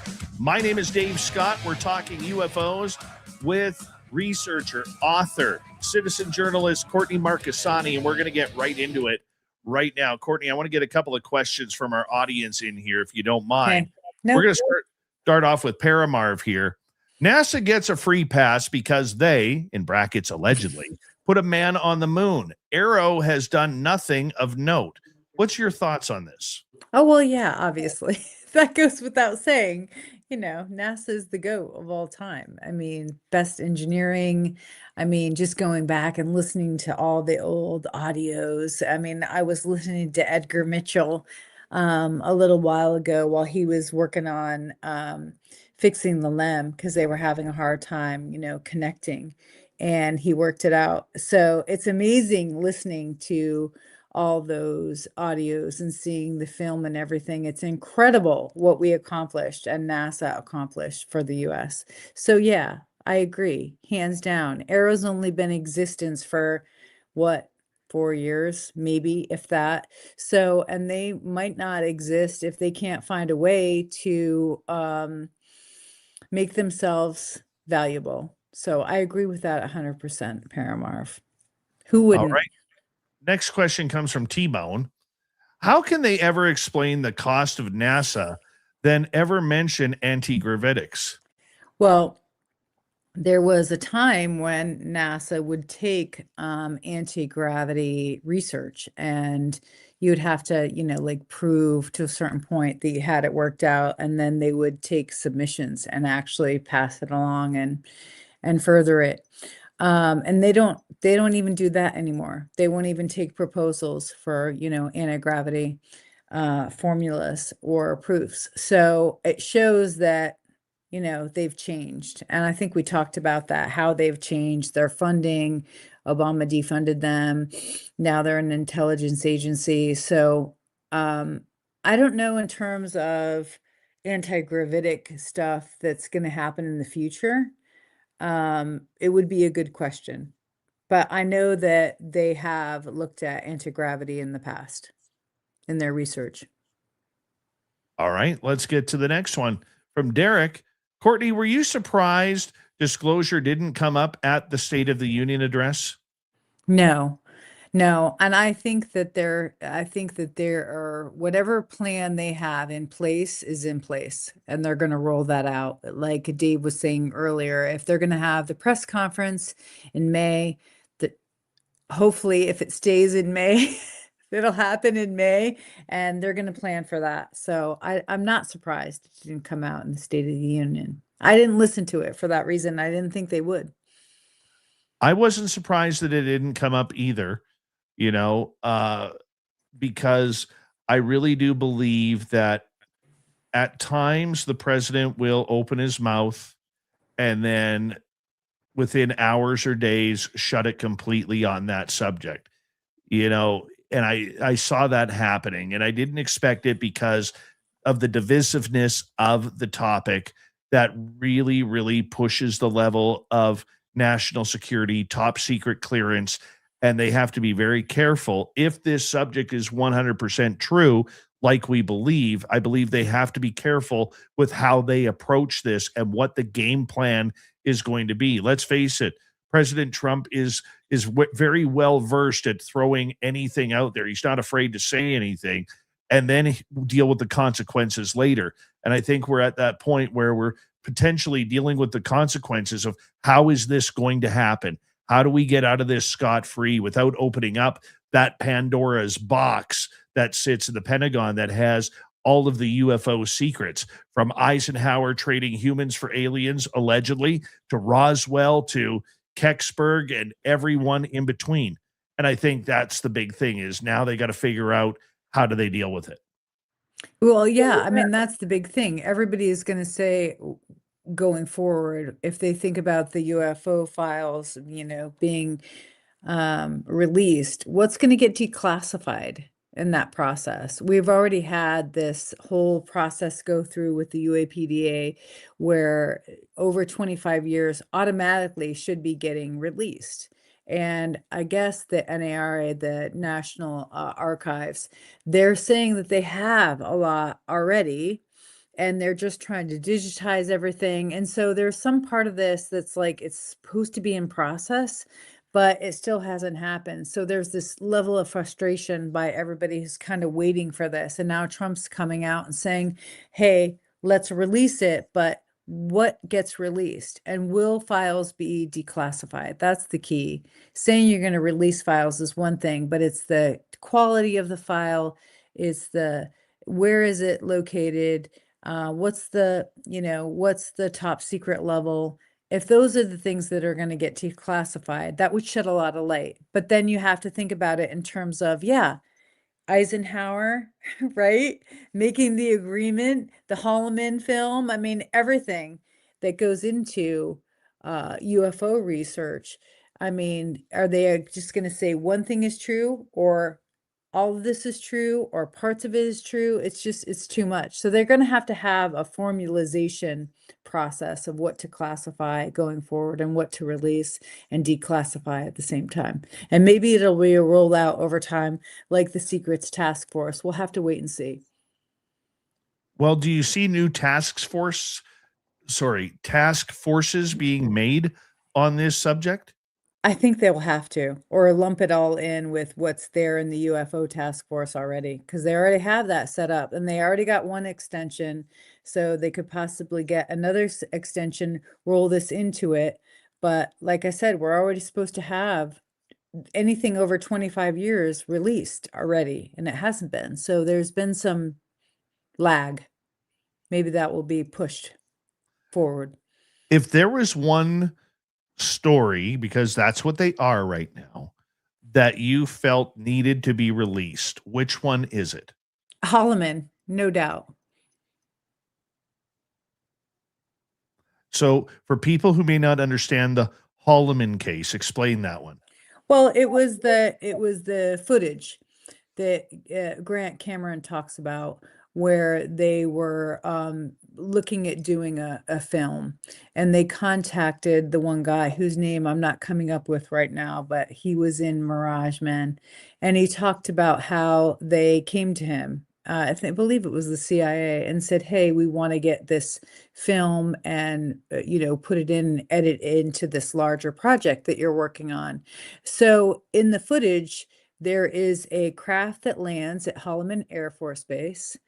The door opens, these beings get out, and our government meets with them. And I can't remember the name of the film that Grant always talks about, that there's one part of the film where the footage is supposedly in there from the original film. So I think that would be a huge landmark thing if they release that. I doubt they will, but I believe that footage might exist in Now, some isn't the archive Holloman somewhere. footage, please correct me if I'm wrong, isn't the Holloman footage also the footage of when Eisenhower would have allegedly been at Holloman for trading humans for technology back in 53, 54? Oh, I never connected that, but that's really interesting. Now I'm going to look it up and see if it is timed at the same time. I thought they were different time frames where Eisenhower was out in what, Palm Springs? He was in Yeah, Palm they may have Springs, been wasn't different he? times. I'm not saying that they're connected, but I'm just curious. That's all. I think you're talking about something different, but I'm going to check it and I'm going to get back to you on that because that would be fascinating if those two things coincide. Let's go to Jules here. Proof of a creative force, essence, or being, or an actual faith's God. This goes towards what we were talking about, the fear of the potential secrets that are out there. Oh, I heard that it was proof of there was this discussion that the government had actually proof of God. That was what was said, but I don't know how that translates, whether it's the creative force. I have no idea. But somebody asked me that today. Like, do you know what this rumor is about the government having proof of God? And I don't. I've just heard the rumor. I have no idea what they have. It's just rumors at this stage, but I have heard it that Okay, that's going to be part of the disclosure process. let's go to Zaddy here, who is asking, what are the orbs? Yeah, that's way off topic for tonight. Way off topic. I apologize. We could ask that question next time. Let's go back to Jules. Will any of the UFO OGs be giving input? I wonder if she means to the government and this process to get the files. And I would say yes, if that's what you're thinking. Yeah. I think there's definitely going to be UFO OGs giving input on the process. I don't see a lot of the OGs. Oh, I definitely think so. Look at the hearings. Look at the Okay, hearings. They I were get totally that. consulting with Corbell and George Knapp, and George Knapp eventually went to Congress and testified. I mean, you don't think so? Outside of That's George okay. Knapp, which his subsidiary is Jeremy Corbell, okay, Mhm. I don't see, I guess when I look at the OGs of it, George Knapp, in first and foremost, is an investigative journalist. He's not a UFO researcher. I don't see He Richard got the Russian Dolan. files out, so in a sense, he kind of does both a little bit. Okay, I can see where that could be crossed. Okay. Okay, that line can be crossed. I'll give you that one. All Okay, right. I'll give you the win on that one. But outside of Knapp, I don't see people who've been in this field a long time, whether it's Melinda Leslie or Grant Cameron or Richard Dolan or Victor Vigiani, those type of OG people who've been in the field for 35, 40 years, getting the opportunity to brief government officials on this. They have to, because I have heard that they just don't have the knowledge base, some of these people, and I'm talking congressionally now, that they need help from people like David Grush to help them tease out all this history because they just don't have it. So that's the only reason why I say yes, because I think they need to default to somebody. I mean, we know Greer has briefed Congress or presidents multiple times because they just don't have all the information. So they need to go to some experts to help guide the process. But maybe with Hegseth, they won't consult old timers or people that have been in the field a long time. But I doubt they'd be able to get by without somebody like a Jay Stratton or somebody to help them navigate the process. Even the archivists don't have a handle on everything. They need help from UFO people. So Okay, so that's why I that say puts that. that puts into perspective my next question then. How much are many of these people really reading into or meeting with somebody like Dr. Stephen Greer? I think that Greer was consulted for a long time by people. Yeah, because he had the national press conference. He was involved in the whole citizens disclosure and hearing and that whole movement. So I know he definitely consulted in the past. Right now, I don't know. I know that he was definitely involved with some of the whistleblowers and helping people get their stories out. But in terms of the government level, I have no idea how much he would be consulted. He comes up occasionally, but not as often. All right, moving on here. Next question comes from Paramarv again. Assuming the secret space program is real, how and when, Courtney, do you see it becoming revealed to the public? Now, this is a little bit off topic, but I think it is relevant because it does bode well for the conspiracy theory of everything from the Eisenhower meeting with aliens to Bob Lazar to David Adair to many of these conspiracies that we've wondered about for decades. And this is one of them. I think that there's like the military industrial complex secret space program, which is like Boeing Phantom Works, Northrop Grumman, Lockheed Martin, those are like the top three that are like the military industrial complex secret space program. That's where I put them. And then there's all this other lore about the secret space program, which is like Corey Good territory. So, which has been pretty much like put into the fantasy, basket, that not a lot of that is based in reality. And even in his lawsuit and his testimony, he said, this is a meditative reality that I go to. So it's not an actual spaceship hovering out there or a sphere being alliance, right? So I think it depends on how you're defining the secret space program. And if you're defining it as that military industrial complex with those top 3 or 4 contractors, I do think that some of that might come out in the files with the technology, like I kind of led into the beginning of Dave's in my chat. And I think it'll come out in advanced technology and what we have. And I think it'll be for development in the business industry and for Silicon Valley. So I think that's how it would be disclosed. Let's go to another question here. T-Bone wants to know, what about Chris Bledsoe and his 2026 prophecy? It got moved back. It got moved back. He said it was going to be at Easter. And then he consulted some professional astrologers and they moved it back to September. So I know that he has said that we're going to go through a period of darkness and that we're going to get through that period of darkness, but we're not going to be happy about it. So I kind of think that if that's the case, that's what we're going through right now. And I'm hoping that when the Star of Regulus hits in September, we're going to be doing a lot better. I hope the darkness isn't a long period of darkness. Changing topics a little bit. Obviously, this is going to open up the door, hopefully, for a lot more whistleblowers, whereas another bunch of whistleblowers or potential whistleblowers may be a little bit afraid to come out now in knowing what is going on and not knowing how the government is going to react on everything. What is the status quo right now with a lot of these whistleblowers that are out there? I just saw one that was talking to a reporter confidentially. This is a whistleblower who has already gone to Congress and has testified, and they're speaking to a reporter anonymously. So I think that speaks a lot. I think that speaks actually volumes to what's going on. You have people that have gone and already testified that don't feel comfortable being out with their name on the record. So I think we've actually taken a step back to some degree. There have been other whistleblowers who are still very public and very vocal.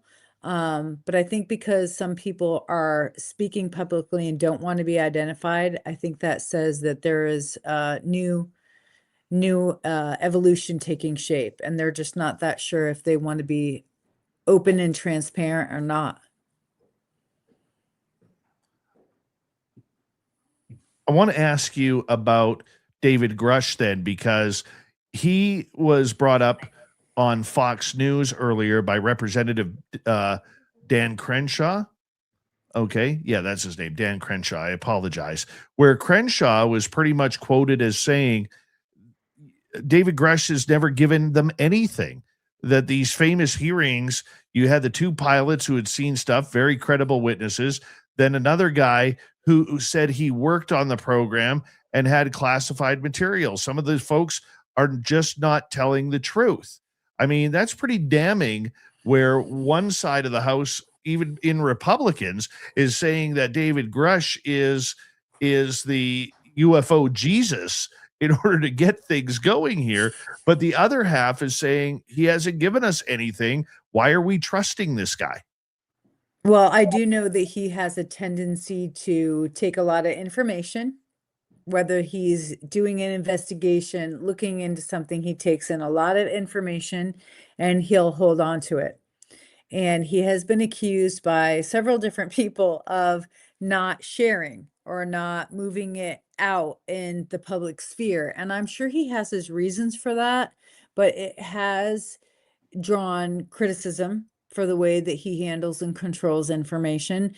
But I do believe, didn't he just come out and say recently that he's been one of the only people who has given, full testimony? I think it was maybe a shot at Lou Elizondo, that he said that he shouldn't be the only person out there talking about everything that he has seen and witnessed. And then he dropped Clapper's name, right?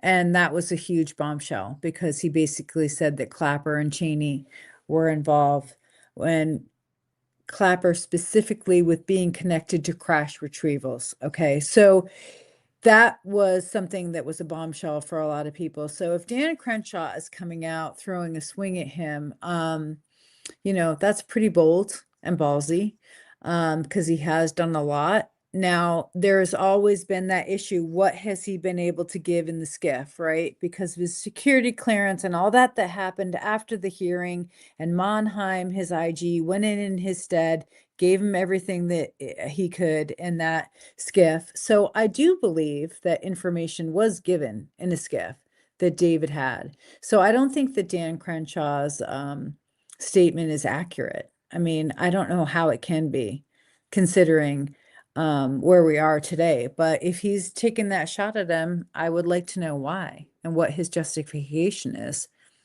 It's pretty Well, bold.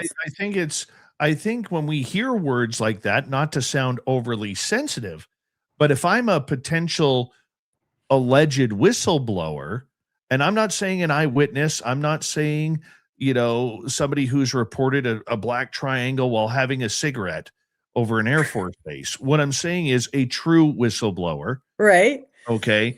I don't know if I'm going to come out if I have one side of my government telling me this is the good thing to do, like Dylan Borland, and then the other side is ready to roast me for absolutely anything and everything. They're going to be opening up the vault on me and my dossier, trying to figure out what they can get me on. Well, that's always been the shell game for the poor whistleblowers because, they're reporting fraud, waste, and abuse 5 times higher than a federal audit, right? So they're already being put in the crosshairs because they're reporting something that goes against the status quo and the system. So they're already putting themselves in, the crosshairs. But then there's the public, right? The public support or not. And so as you had your, guy in the comments the last couple times, Whistling Mike, he didn't have a good experience as somebody who went through the process. He had materials, reported it. I mean, they put him through hell. And he's still fighting, against Arrow and that whole office. So it's just dysfunctional. So it does beg the question, is it safe for whistleblowers still? They've tried to, talk about building in all these protections, but they're just not there. So it's really not worth it for whistleblowers to come forward, really, in the long game. It's And not. that really is the big one, isn't it? Yeah, because they have no job, they can't be employed, or they get a job and they have to report that they're a federal whistleblower, but then media stuff and being in the press, it's a hassle. It's a hassle. We have about 45 seconds to go. What can people expect in the next little bit here? Oh, I think we're going to see way more interest in the topic, which is always a good thing. And I think that the more people that are looking at this and putting pressure on our government is great. I think the people to watch are I'm not going to name their names, but the people that are outspoken about sources in DC that are giving them information. There's obviously a pipeline to a few people in our community that are getting accurate information about the press conference, about what's going to be said, about the shape of things. So watch those people. There's like 2 or 3 people who are legit. Courtney, it is always a pleasure to have you on Spaced Out Radio. I know I'll be ringing you a lot more as this topic continues to heat up. Coming up next in hour 3, we got Swamp Dweller. Robin Haynes is here as well. This is Spaced Out Radio. You're listening to Spaced Out Radio with your host, Dave Scott.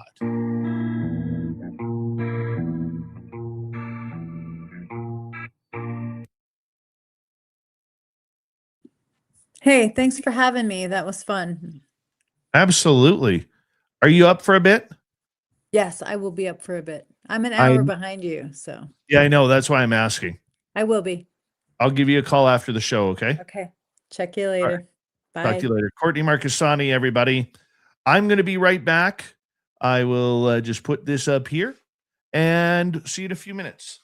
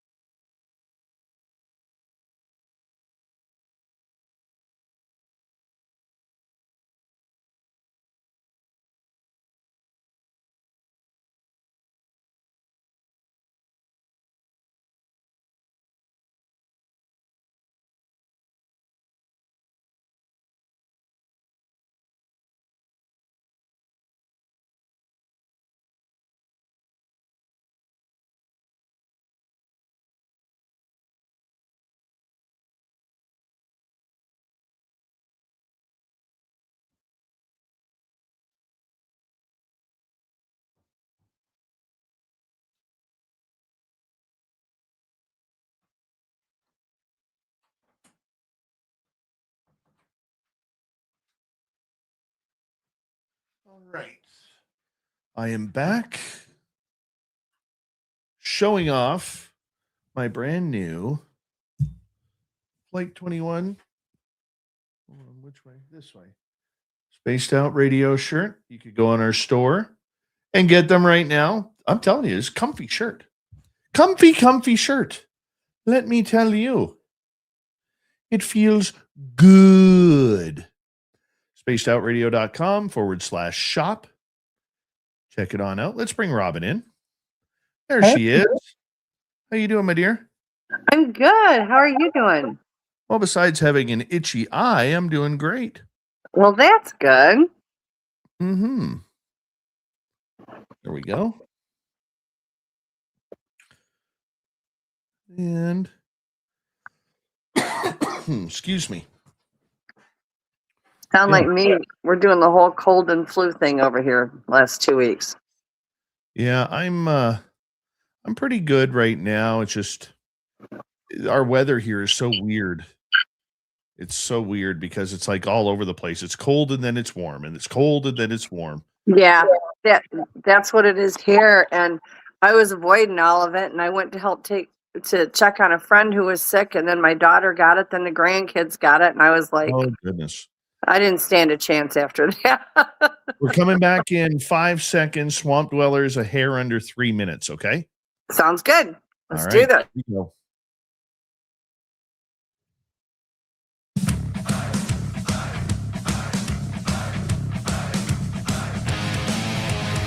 We are into the third and final hour of Spaced Out Radio. My name is Dave Scott. Thank you very much for tuning us on in as we get ready for Swamp Dweller and Robin Haynes coming up. But first, we want to say hi to all of you listening in on our terrestrial affiliates around North America, digitally on every major podcast network. Our website, spacedoutradio.com. We have a plethora of features for you. Rock out to Bumblefoot, read the news wire, check out our swag as well. You can follow us on X at Spaced Out Radio, Instagram at Spaced Out Radio Show, and on Patreon in the Space Travelers Club. The Desert Clam has set the password for tonight in the SOR Space Travelers Club. Argentocracy. Argentocracy is your password. Use it wisely, Space Travelers, as the Clam sets the password each and every night right here on Spaced Out Radio. Let's head to the swamp. Hello and welcome to Spaced Out Radio's Swamp. I'm Swamp Dweller, and tonight I'm going to take you on a mystic journey of the unknown, sharing tales of monsters, legends, and nightmares. Welcome to the Spaced Out Radio Swamp. I live in northern New England. A couple of years ago, my then girlfriend and I were out for a drive late at night. Sometime around 1 a.m. if I had to guess. The roads had been mostly dead all night, except the occasional passing car, and it was completely clear that night. I decided I was going to get quote-unquote lost and just see where the road takes us. Then, GPS back to a place when we were tired. I had been taking random turns for about a half hour when I came upon something odd. A car was coming towards us, but both of its headlights were flashing. Not like high beams going on and off, more like a light bulb about to burn out. I mentioned it to my girlfriend, as I had never seen a car or any sort of light on a vehicle do something like that before. But we shrugged it off as electrical problems and kept going. We turned left at this next stop sign, and that's when I began to notice that the porch lights of the nearby houses were doing the exact same thing. They dimmed and brightened in the same steady pattern of the headlights that had just passed us. We took a left, and the hair stood up on the back of my neck as the road ahead dipped into a small dark valley, a complete blind spot. As my car entered it, both of our right ears popped painfully, and the smell of sulfur assaulted our noses. My headlights flooded the space. We were surrounded by forest on either side, but on the right was driveway, with a mailbox next to it. Standing to the right of the box, in the tall grass, was something indescribable. Some sort of hunched over, slender creature, a few feet taller than the box itself, peering our way. From the little I can recollect, it was only very vaguely humanoid. In that moment, the only thing I remember was the feeling of dread and adrenaline from my body's flight response. We were out of the blind spot as quickly as we entered it, and I've never seen anything like that since.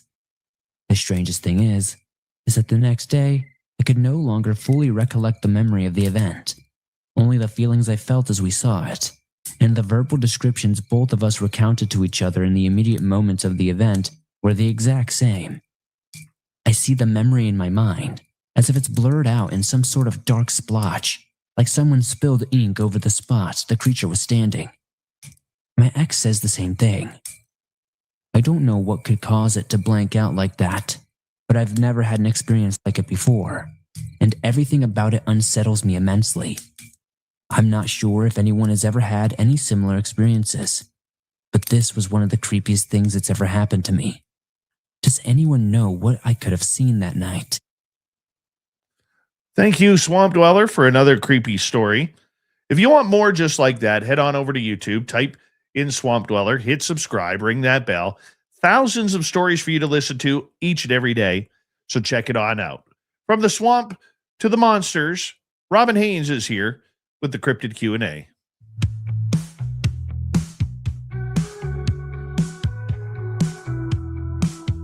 Robin Haynes walks soft where the tall trees sway. She hears Bigfoot whisper what the wind won't say.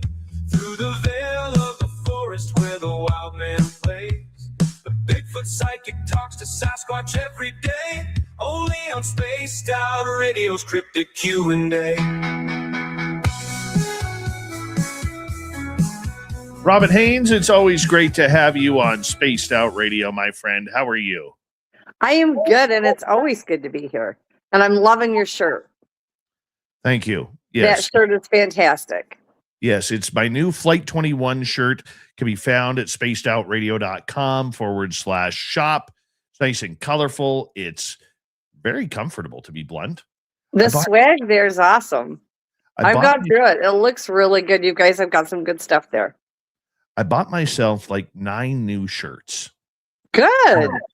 9. And so I'm going to be styling and profiling in my SOR gear here for the next little while. So I'm pretty happy about that. Yeah, you got to wear it when you're in Nebraska. You got that right. You got Definitely. that right. That's coming up quick. Too quick. So much to do. I know. I'm waiting for you. I know. I can't wait to see you. It's going to be great. I mentioned this story last night and earlier tonight on this show, and I want your opinion because you're intuitive. Right? There was a tragedy in my town. Oh, no. Yes. And so being in winter, a lot of people ice fish. And one of the first people I met when I moved into town was the local sports store owner named Jude. Well, he's always treated me like gold. And, we don't hang out outside. Like, we've never gone for beer or watched a game or, sat around a fire or went fishing or anything like that. I would just stop in at his store all the time because, we just always got along. You know what I'm saying? And I went in there about a week and a half ago. And I remember when I left the store and was about to get into my vehicle, I was kind of like, something's up. Jude's energy seemed off. And then I got a phone call this past Saturday stating that Jude and his wife, Lisa, had a horrific accident and fell through the ice on a lake. And, well, they're no longer with us. Oh, I'm so sorry. It does suck, and it sucks for the community because, they were pillars in our community. And what's bugging me about it was the energetic flow that I picked up, that something was up. I didn't know what it was. It bothers me. It bothers me big time. Yeah. What do you think about that? Well, I think always trust your gut, first off, because your energy is going to read a situation before your brain does. Remember that brain is third dimensional. It's only allowed to think and have so many different thoughts in it. And outside of the realm of the third dimension, it does not process. So when you get a feeling, that gut feeling that everybody talks about, that is actually a very real energetic feeling. And you always go by that. Something doesn't sound right about this. Like, I don't understand why they were where they were at that time. Now, I grew up, my boyfriend's parents had a cabin on Holton Lake in Michigan. We were up there constantly. Ice fishing was a major thing. And people that went out on the ice a lot, you get to read the ice. You get an idea of what is a safe, you know what I'm saying? What's safe, what isn't. And something doesn't feel right about this. Like, I'm sure it was probably an accident. There was no foul play or anything, but it doesn't feel like a normal situation at all. Yeah, I know a few details, but I just know that I don't know whether they fell through on their snowmobile or whether they fell through on their feet or whether they had their side by side out on the ice. I don't know. I Like, really it don't. just, to me, it feels like wrong place, wrong time. They went out there, they weren't really thinking, ice has to be a certain depth before, thickness before it's even safe to go on. Like, I can remember people driving their cars out on the ice. Like, it was ridiculous. I thought, what idiots that would even take that chance. But something doesn't feel quite right. Like, they were experienced enough to know what would have been safe and what wasn't. Mm-hmm. I almost feel like they were pulled out there for a certain reason, whether it was somebody was out there. I don't know if they're going to help. I don't know, but it doesn't feel right to me. The whole situation, I would check into it because it doesn't feel like a normal situation where they were just out. Maybe they were ice fishing or they were doing whatever they were doing and they just fell through the ice. Something seems off on this. I'm Well, sorry. you know what? This is nice and fresh and well, I shouldn't say nice. That's not really the correct term, but it is fresh and everything. I don't really want to go down that path right now because Mhm.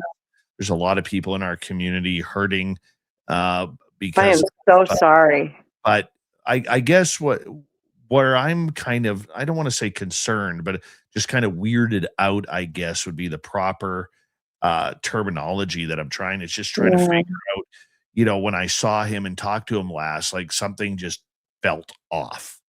It just totally Yeah. felt off. And I didn't know what it was. Yeah, that's really strange. If I were you, I'd want to know more about what's going on.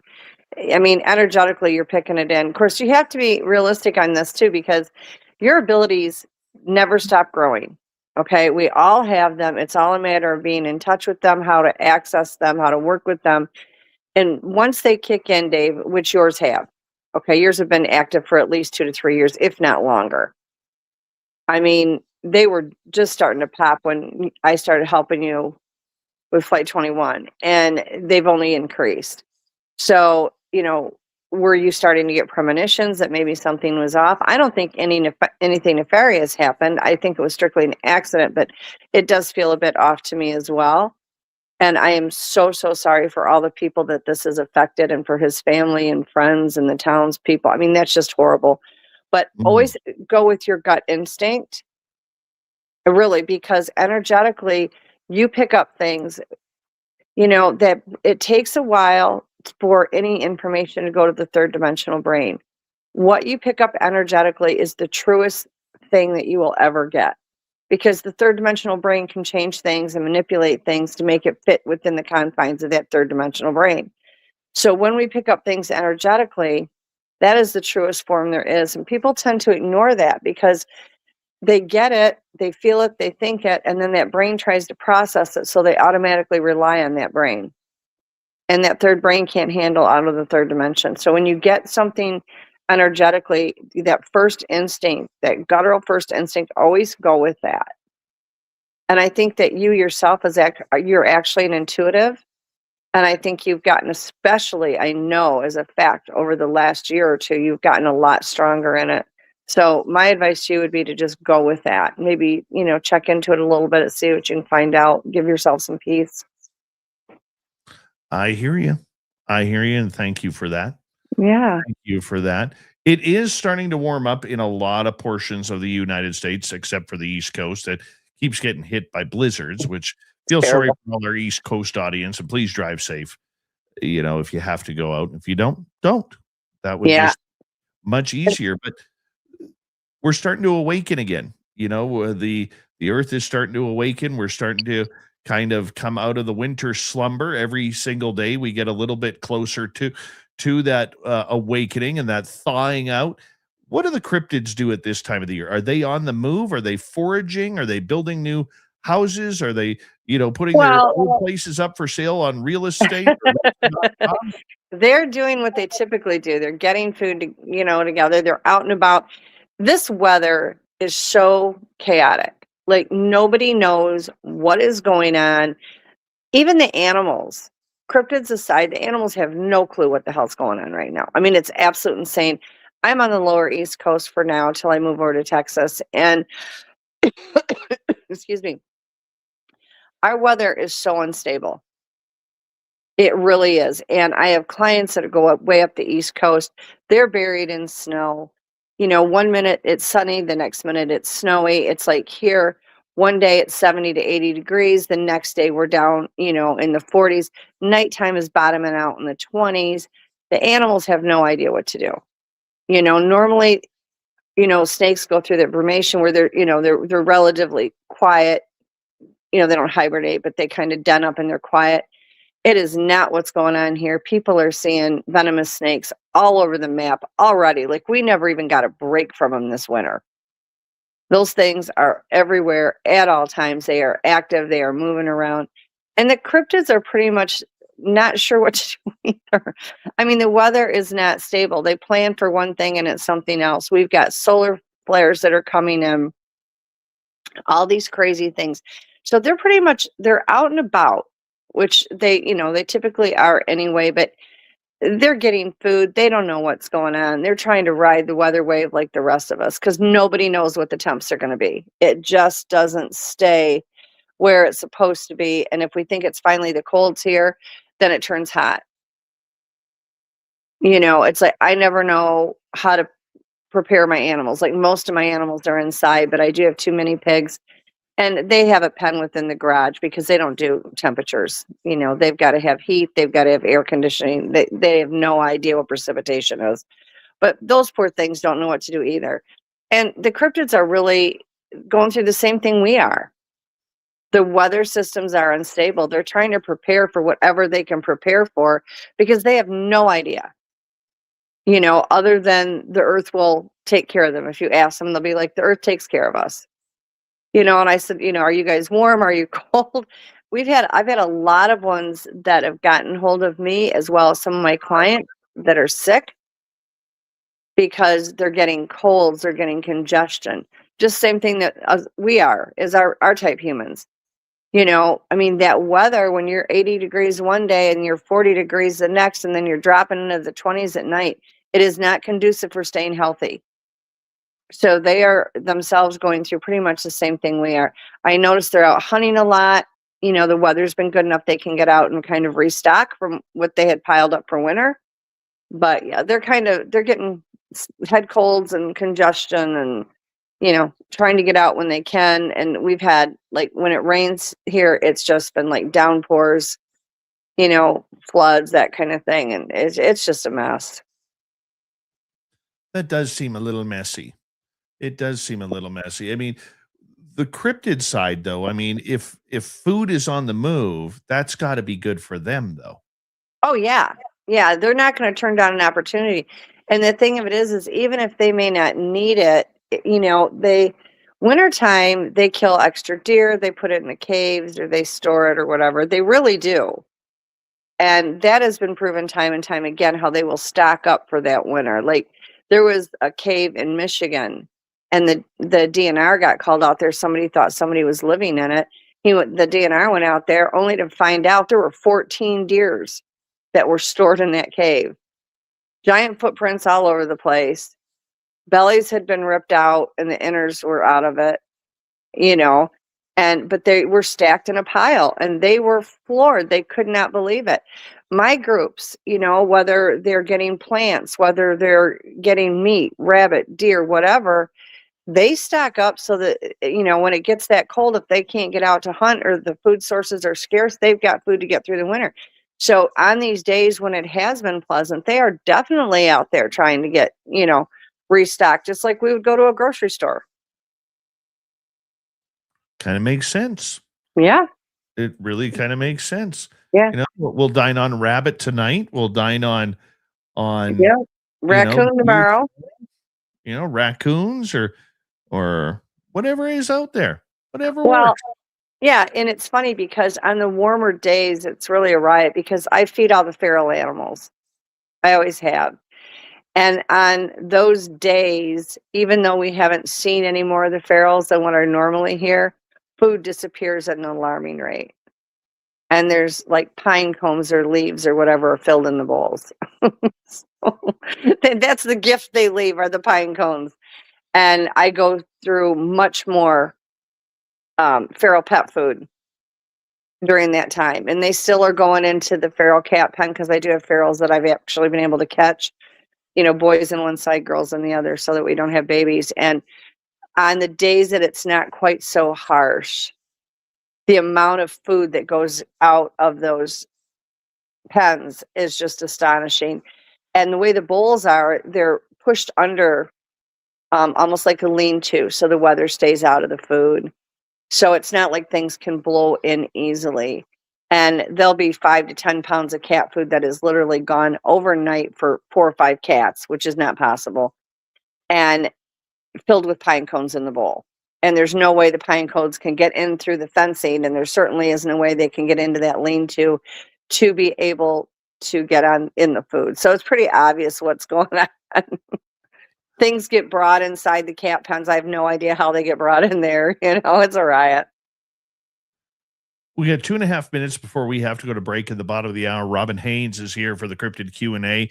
Robin, I want to ask you about Glimmerman, because Lon Strickler from phantomsandmonsters.com, who's a good friend of ours and on this show, we talked last night about the idea that Glimmerman is, one of these creatures that seems to be popping up more and more.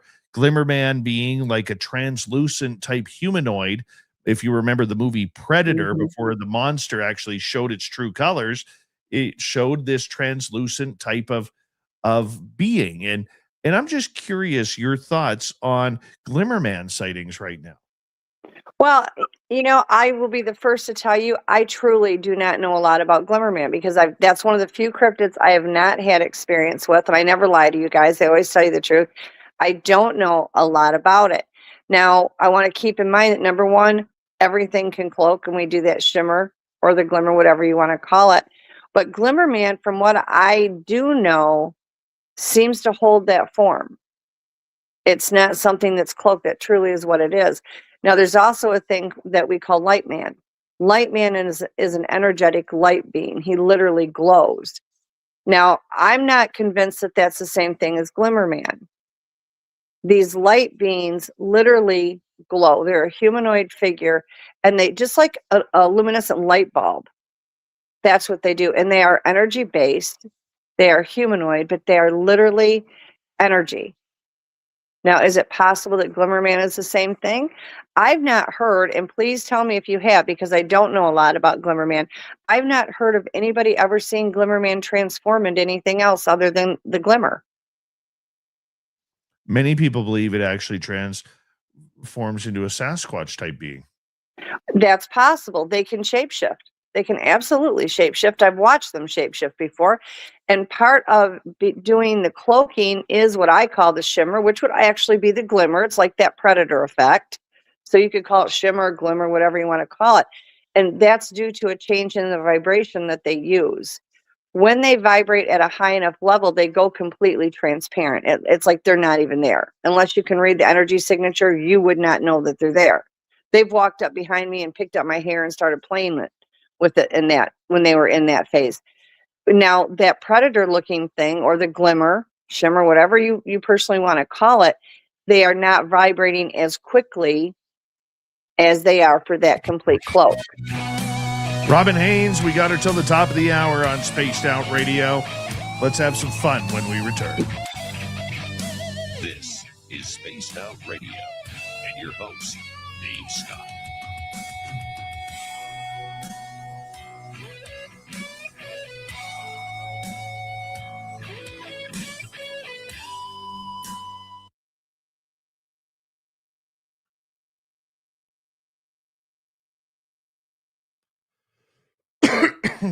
I'll play you right now my latest video that I made. Okay, awesome.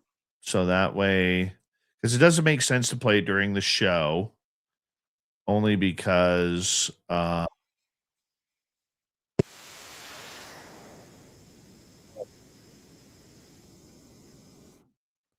got too many windows open right now. All right, there we go. So let me just go like this. This is my latest video for Haunted 108. And Cool. we'll play it here. Back in 2017, a lady named Connie was on the 108-mile ghost tour with her friend because her friend was really into the paranormal television shows and didn't want to attend the tour alone. So grudgingly, Connie came along and agreed to go with her friend to keep her company. Connie, a retired school teacher, didn't believe in the paranormal, thought it was all malarkey, but figured she would make her friend happy by taking the tour with her. During the tour, patrons are encouraged to take photos, 3 in a row, in fact, to see if they can capture something anomalous. When Connie's group was touring the upstairs of the Captain Watson barn, she took 3 photos of the catwalk. Little did she know, this skeptic would capture one of the best paranormal photos ever seen. Now, what makes this photo special is, due to safety, people on the tour are not allowed to go up the stairs onto the catwalk. Yet here was this figure who only appeared on one of the 3 photos Connie had taken, standing there, staring back at her. When Connie checked her photos, imagine her surprise to find this photo on her Samsung phone. Zoomed in, you can see the deep, dark eyes and what looks to be a deep, long scar running down this figure's forehead. It's an uncomfortable photo for certain. This wouldn't be the first time this entity has been photographed. He photobombed a second on the ground floor of the barn.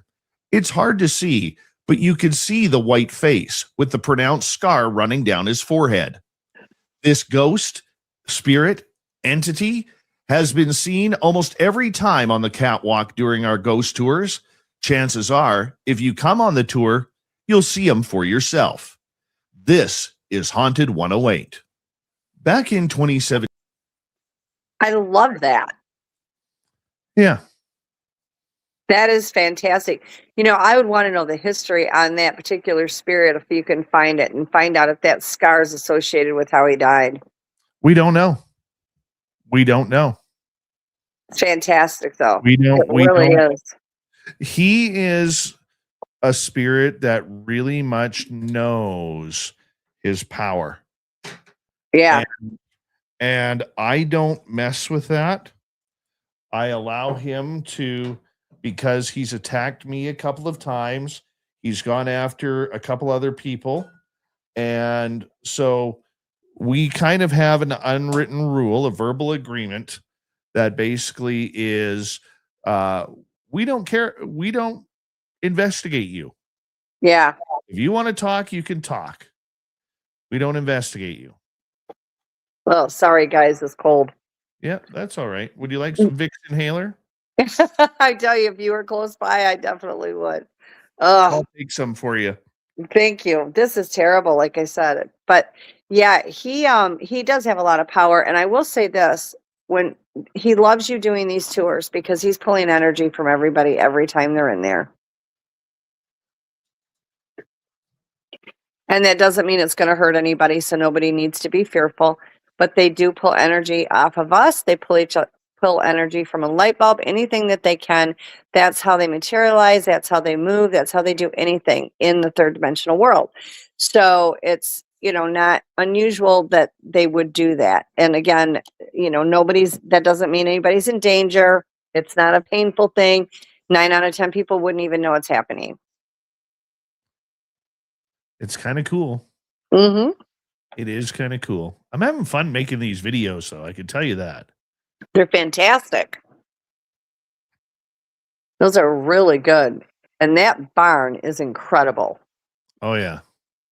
Oh my gosh. You can just like feel it even in the picture. You can soak it in. I mean, what a great place to go. Like if you want to interact with the spirit, and the gentleman that had that barn, he's just very kind. That I can't remember. Sorry, I don't remember his name. Yeah, but he's just got a very great energy, very peaceful energy. Yes. He's just happy he's there with the sources. We're going to get going here in 5 seconds. And Okay. here we go, everybody.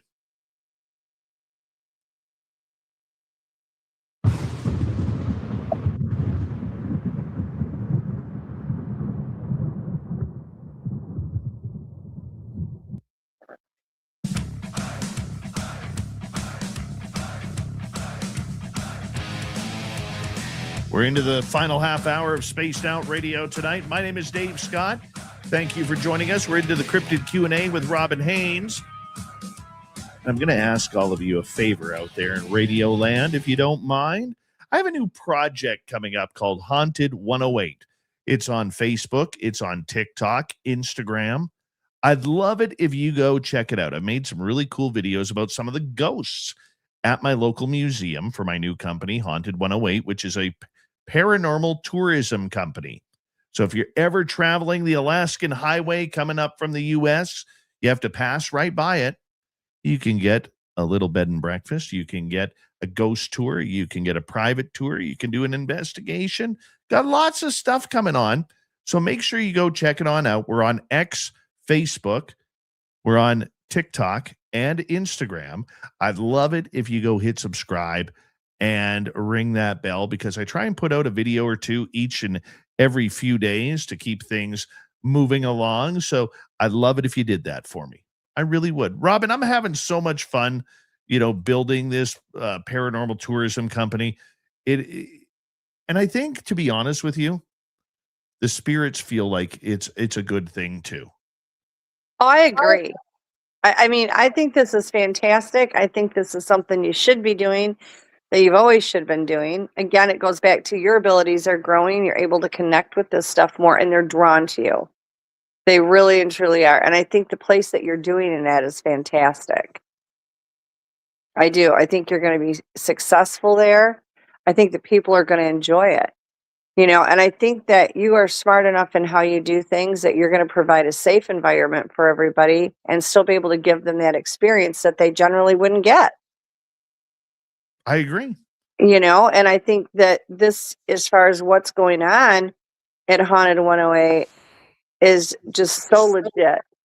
We don't always get that. Now, I know like Christian McLeod, he has the ghost tours over in North Carolina, and his is very legit.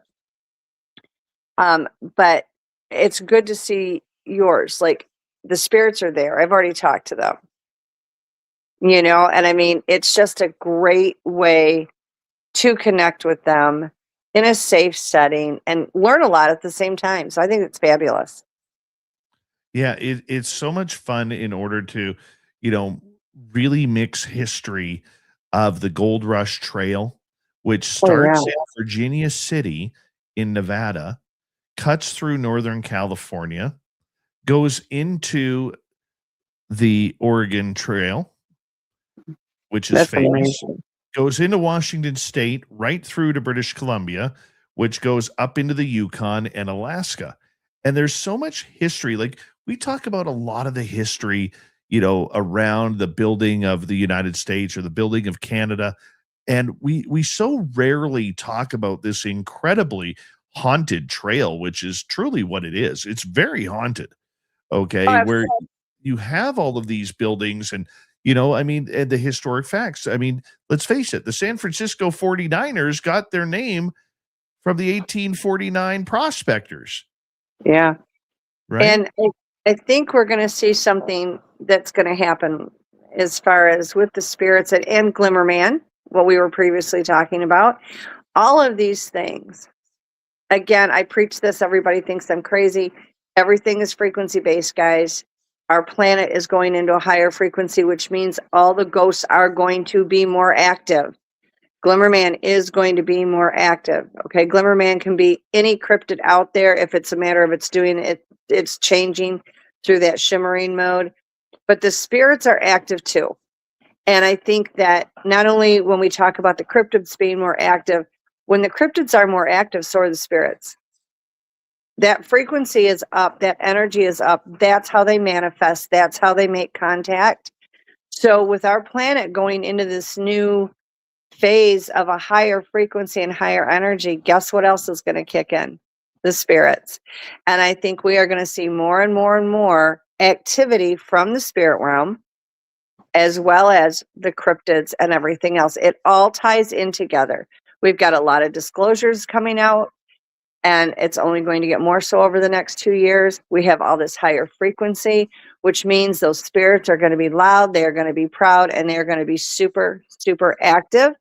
I personally, within my own business, have had people that are actually really getting a lot more spirit activity. And it's not just because it's them, it's going on everywhere. So the timing for you with this business, Dave, is phenomenal.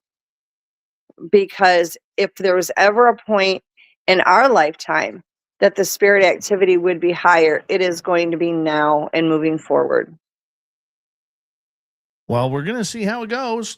All I know is that I'm very much excited to see how it grows and to see the public reaction to what we have planned and so on and so forth. So I can very much say that I'm excited for it and look forward to seeing how everything reacts to us. So that's going to be good. I would love it if you could get flyers made, bring it with you to the Nebraska conference. Let's make all these people aware.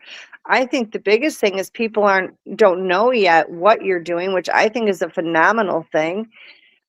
Because you do have gifts and you are talented, you're going to be able to relate. And again, I think this is phenomenal because people are going to be able to do this in a safe atmosphere. But if you can get flyers together, please bring them to Nebraska. Let's get the word out. We get a lot of people that come to Nebraska that travel all over for a lot of these kinds of things. And I would love to help, get the word out because I think it's going to do fantastic. Yeah, it's definitely going to be a lot of fun. Yeah. So I'm looking forward to it. I know you are. We'll have to get you up. Definitely. Oh, I would love it. I would love it. I used to because I'm so sensitive to spirits and I've talked to them my entire life, like just nonstop. And so I tried to avoid a lot of those kinds of places, but I'm finding that I really love it. Like I've got clients in Pennsylvania and I don't go but maybe, once or twice a year and I'll go visit them and we'll go to various places. And it's just it's great. Now, when I'm here in South Carolina, I've gone to Charleston and I've gone down like in this where the lower part of Charleston is, and that's not always the best spiritual vibes down there. It's really sad for me. But some of these other places, I really do enjoy it. So I would love to come up to Haunted 108. Yeah, it's definitely going to be a complete rush to see how it goes. And the thing is to watch it grow organically. Mhm. That's probably the big thing for me is watching it grow organically, from 0 followers to, videos getting 1,000 views already. And I It's find amazing. you have to learn the hashtags. It's one thing that I've learned. You learn the hashtags, but the main thing is just trying to build the fun out of it. Mhm. It isn't something that's scary. It isn't something that is going to freak you out if you don't have respect for it. I mean, if you Yeah, have always you don't respect have these. respect. Yeah, Go ahead. you've got to respect these things because they've got power to them. And the other thing, when I noticed when you did you played the video for me, and it's so accurate. Get your cameras out there, folks. Just because you can't see it with that third dimensional eye does not mean your digital camera can't pick it up. If you only knew how many people take photos and they don't think there's anything there and they all pop in them, whether it's a cryptid or a spirit. I mean, they literally pop on camera because your camera is digitized and it goes out of that third dimensional vibe and it can get them on there And you know what? We can get some really great photos that way. And how much fun to go on a ghost tour thinking, yeah, there might be something here, but you don't know it for sure, and then get it on camera. I would have loved to have been around when that woman got that picture of the guy on the stairwell there. That would have been She was phenomenal. so excited. She was so excited when she got that. And, the first thing we said was, can we have a copy of it? And she's like, absolutely. Oh my You know, gosh. Yeah. And, not only the spirits that are in that barn, according to Watson, there are 3 horses that at one time there was a fire and he lost 3 horses. Now, whether or not you're going to be able to get them in the barn, I don't know, but he thinks his horses are still in that barn, which means spirit-wise, they've got to be. So if you're thinking that all you're going to get on a picture is a person, let me tell you, there's other things you can get as well. And cryptids will pop up on cameras when you don't see them in their cloaks. So you never know what you're going to get. So I just think it would be a blast just to go and do nothing but take photos. you know what's funny is I was talking to someone about it the other night. We were talking about how we only charge, if you book online, $30 for the tour, which is like 2.5 hours plus. Yeah. And 35 if you walk in. And apparently we're cheap. Like other tours that aren't even that long are like between like 60 and $100. Yep. The pricing has really gone up over the years, and that's more than reasonable. You're going to go in there and you're going to see so many things and experience so many things. And for people that are sensitive, even if you don't know that you have abilities or you are a higher frequency, your body's going to pick it up anyway. There's nothing you can do to stop it. Your body's going to pick it up. So you are going to go in there and you're going to feel the energies around you because your body's automatically going to do it, even if you don't know what you're doing. And again, take those cameras in there, take as many pictures and see what you get. I mean, random pictures are the best way to get any evidence of any of these things. I mean, just go in there and start snapping pictures randomly, stand in a circle, turn around, and then go home and blow them up and see what you get in there. That's the big one. I know. I just think that's fabulous. And it is very reasonably priced because a lot of them will go up to $100. So I think that's fantastic. Our pricing guide that we're going to be releasing soon the tours are every second week starting in May. And it's right. Just mentioned the tours, but we're also going to be doing paranormal investigations. Okay. Yep. If you want to take part in actual paranormal investigation, it's only going to be like one building for like 4 to 6 hours. Right. Yeah. And that is $50. That's really cheap because a lot of places are a lot more than that. Yeah. So, and then private tours, so on and so forth, right? Mm-hmm. So it really, you have to find, I guess the way I look at it is you have to find the balance between being profitable as a business, number one, but not looking like you're price gouging on the people who just want to trust you to give them an experience. You have to find that balance. Yeah, absolutely. Absolutely. And that's the whole thing. If your pricing is so high that nobody can afford to do it, you're not gaining anything. I mean, you're at a price point where it's reasonable. You could take the family, you could go by yourself or whatever, have that experience and still be able to afford to go eat afterwards. I mean, it's not where it's gonna put you over the edge. And I think it's fantastic. I'm excited. I would like to get up there to go through it. Yeah. I mean, we go through 5 buildings. 5 buildings. Well, and the best thing about it, you've already got pictures of this stuff. You already have confirmed sightings. You've already got proof it's legit. Before anybody's even started, you don't have to bring the public in to prove that you have the goods there. You know what I mean? True. You've already got it. So you've already got it verified. So that gives people comfort, I think, as well.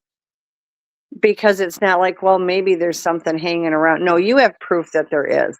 Now, of course, nobody can promise an experience or not an experience, but I think through the, I mean, even energetically, they're going to pick up something.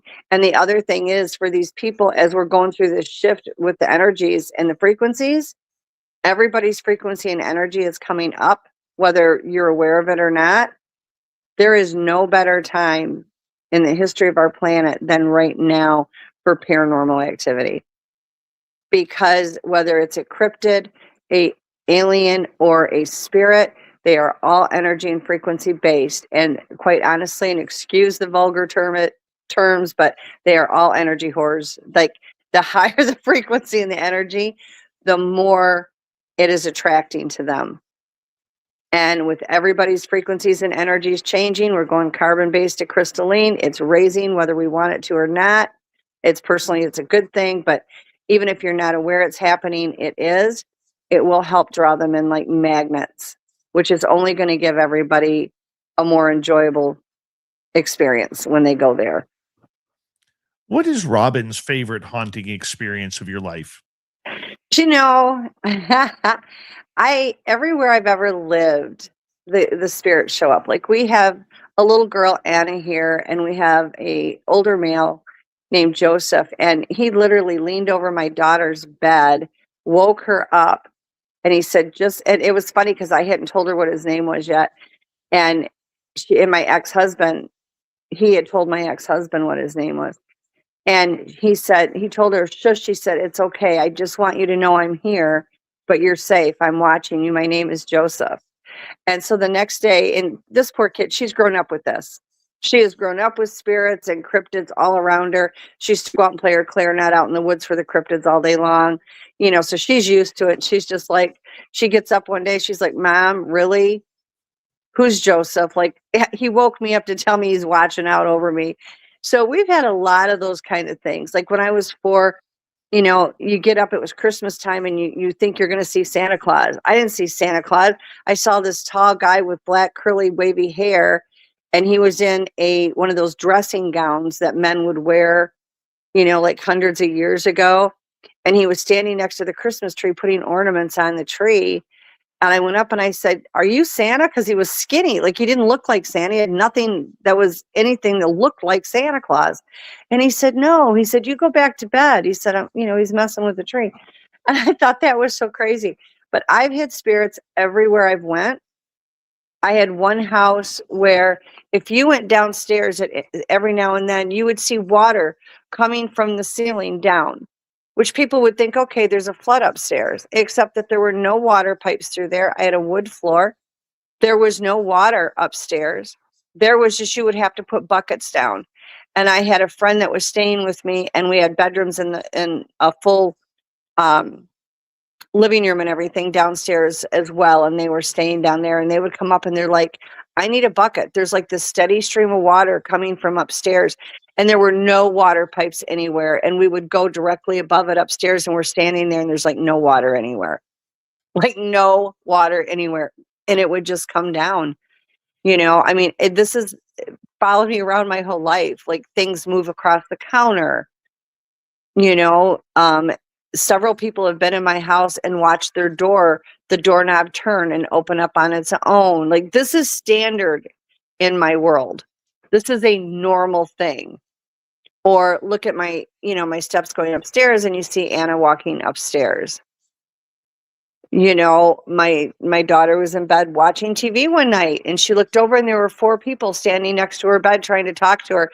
And she's so calm about it. Bless her soul, because she grew up in it. She's like, go find my mom. She's across the hall. Like, you go talk to my mom. That's funny. This is just the normal. That is funny. So yeah, I'm very comfortable around them.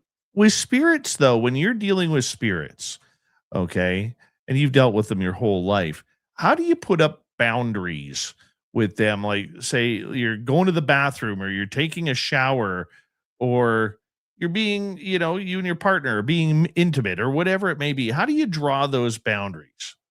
It is really hard, because I've had a lot of all of those situations happen. And, I'm pretty firm with it. Just like when I talk to my kids, okay? Listen, I don't bother you guys. You guys aren't bothering me. course, I do the energy work, so I can push energy at them to kind of back them off. But the positive energy, if it isn't something that's dangerous and it's, a spirit that is good, it's not going to stop them. It will back off the bad stuff, absolutely, because I've dealt with both the good and the bad.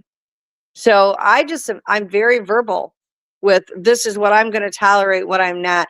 Does that mean it's going to work? No, they're going to do what they want to do, but at least you have to put forth an effort.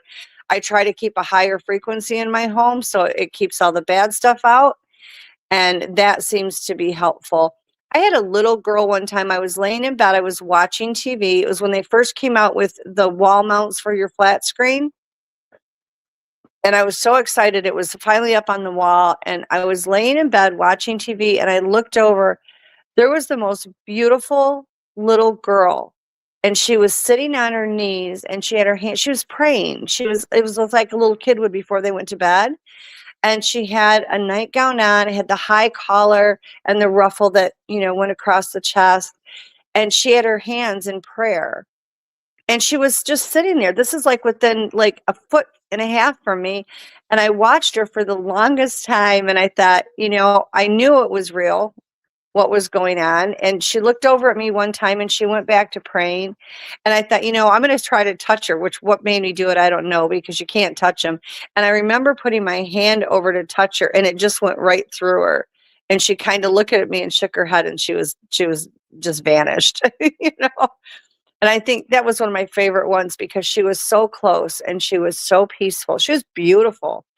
Had a bobbed haircut, brown hair. And we later saw her, like within weeks, we were in the car and we turned around. I was with my ex-husband and our children were in the back seat. And we turned around and she was sitting in the back seat with the kids. And it was like, after that, we felt like everywhere we took the kids, she went. I always felt like, she really missed not having her mom around because every now and then I'd turn around and she would just be there.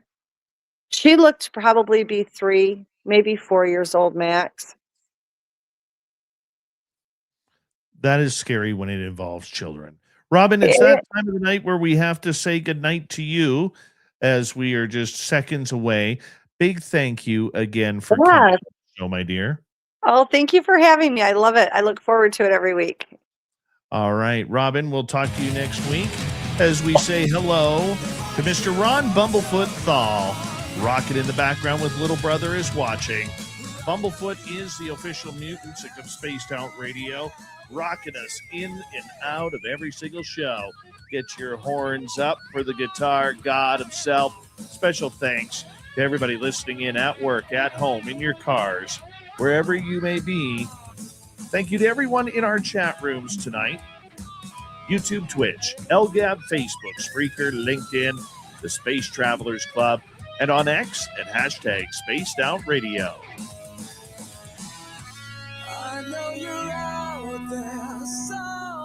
Remember, this show is copyright by Spaced Out Radio and Bigfoot Broadcasting Limited.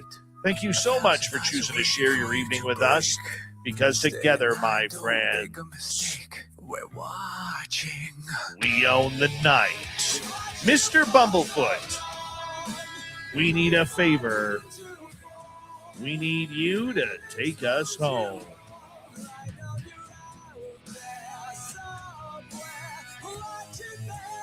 Yes, the Woo train has docked for the night, but soon, my friends, we shall ride again. Your seats are always available. Your tickets never expire. And if you want to bring a friend, we've got room for them too. Good night, everybody.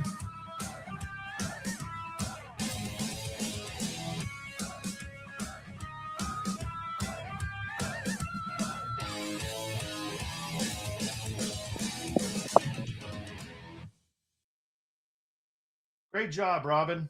Oh, thank you so much. You have a wonderful night, Dave, and I'm so excited for Haunted 108. I really am. I think that's going to be fantastic. Well, I appreciate that. Thank you very much. And it's going to be a lot of fun. Oh, it's going to be amazing. There is a thing called a radionics box. It was actually developed by Tesla, and I have a friend that makes them, and basically they're a high frequency That might help you actually, because it might help draw them in, and the higher frequency would keep anything bad out, but it would bring the spirits in, because they want energy. That's how they manifest. That's how they have activity. That's how people can see them. So let me know if you ever want to talk about it. But I just got sitting here thinking about it, and I thought that might be something that would help. Yeah, good. Totally could. You know, it's made, it's Tesla's design. I have a friend that makes them, and they're tremendous. And it's copper and quartz. Oh, wow. So, yeah, it's a friend of mine and Christians. In fact, I think he makes a ton of them. He sells them. But it might be something, to think about. I think you're going to have a lot of activity anyway. Like that whole place, you can just feel it, even just seeing the pictures. I think it's going to go really well. But yeah, if you can get flyers made up, please bring them. And what we'll do is I'll even put them at the front table when people come in the door. That way, if you want to have a table for anything, you can, that as a speaker, you've always got a vendor table. But if you want to do flyers, I will put them up front when people check in. No, that'd be great. So they're right on that front table, because that might help people become aware that you're there. That's 90% of the thing, is to make, sure everybody knows you're there. And then I think the business itself will go on its own, because it's phenomenal. But yeah, if you can get flyers made up, bring them. Rock and roll. Okay. All right, Robin. I love you guys. Sign off here for the night. So, okay. Love you, dear. Take care. Talk to you Love soon. you. Bye. And to the rest of you, thank you tonight to Little Cam, Kitty Cattywhack, Area 54, Science Bob, Mel WD40, and Gizmo for the super chats. Tomorrow night on the show, we're going to get into the Bigfoot world. One of my favorites, William Lunsford, is going to be here talking about his latest encounters with Sasquatch. Oh, yeah, we're going to get into the monsters tomorrow night. Thank you to everybody who has given us a thumbs up. I got one request for you, if you don't mind. I want to know how you felt about this show. So do me a favor, right below in the comments, let us know. Let us know how you felt. What do you think about the whole UFO subject? We'll talk to you tomorrow night, everybody. Thank you again for tuning us in. We own the night.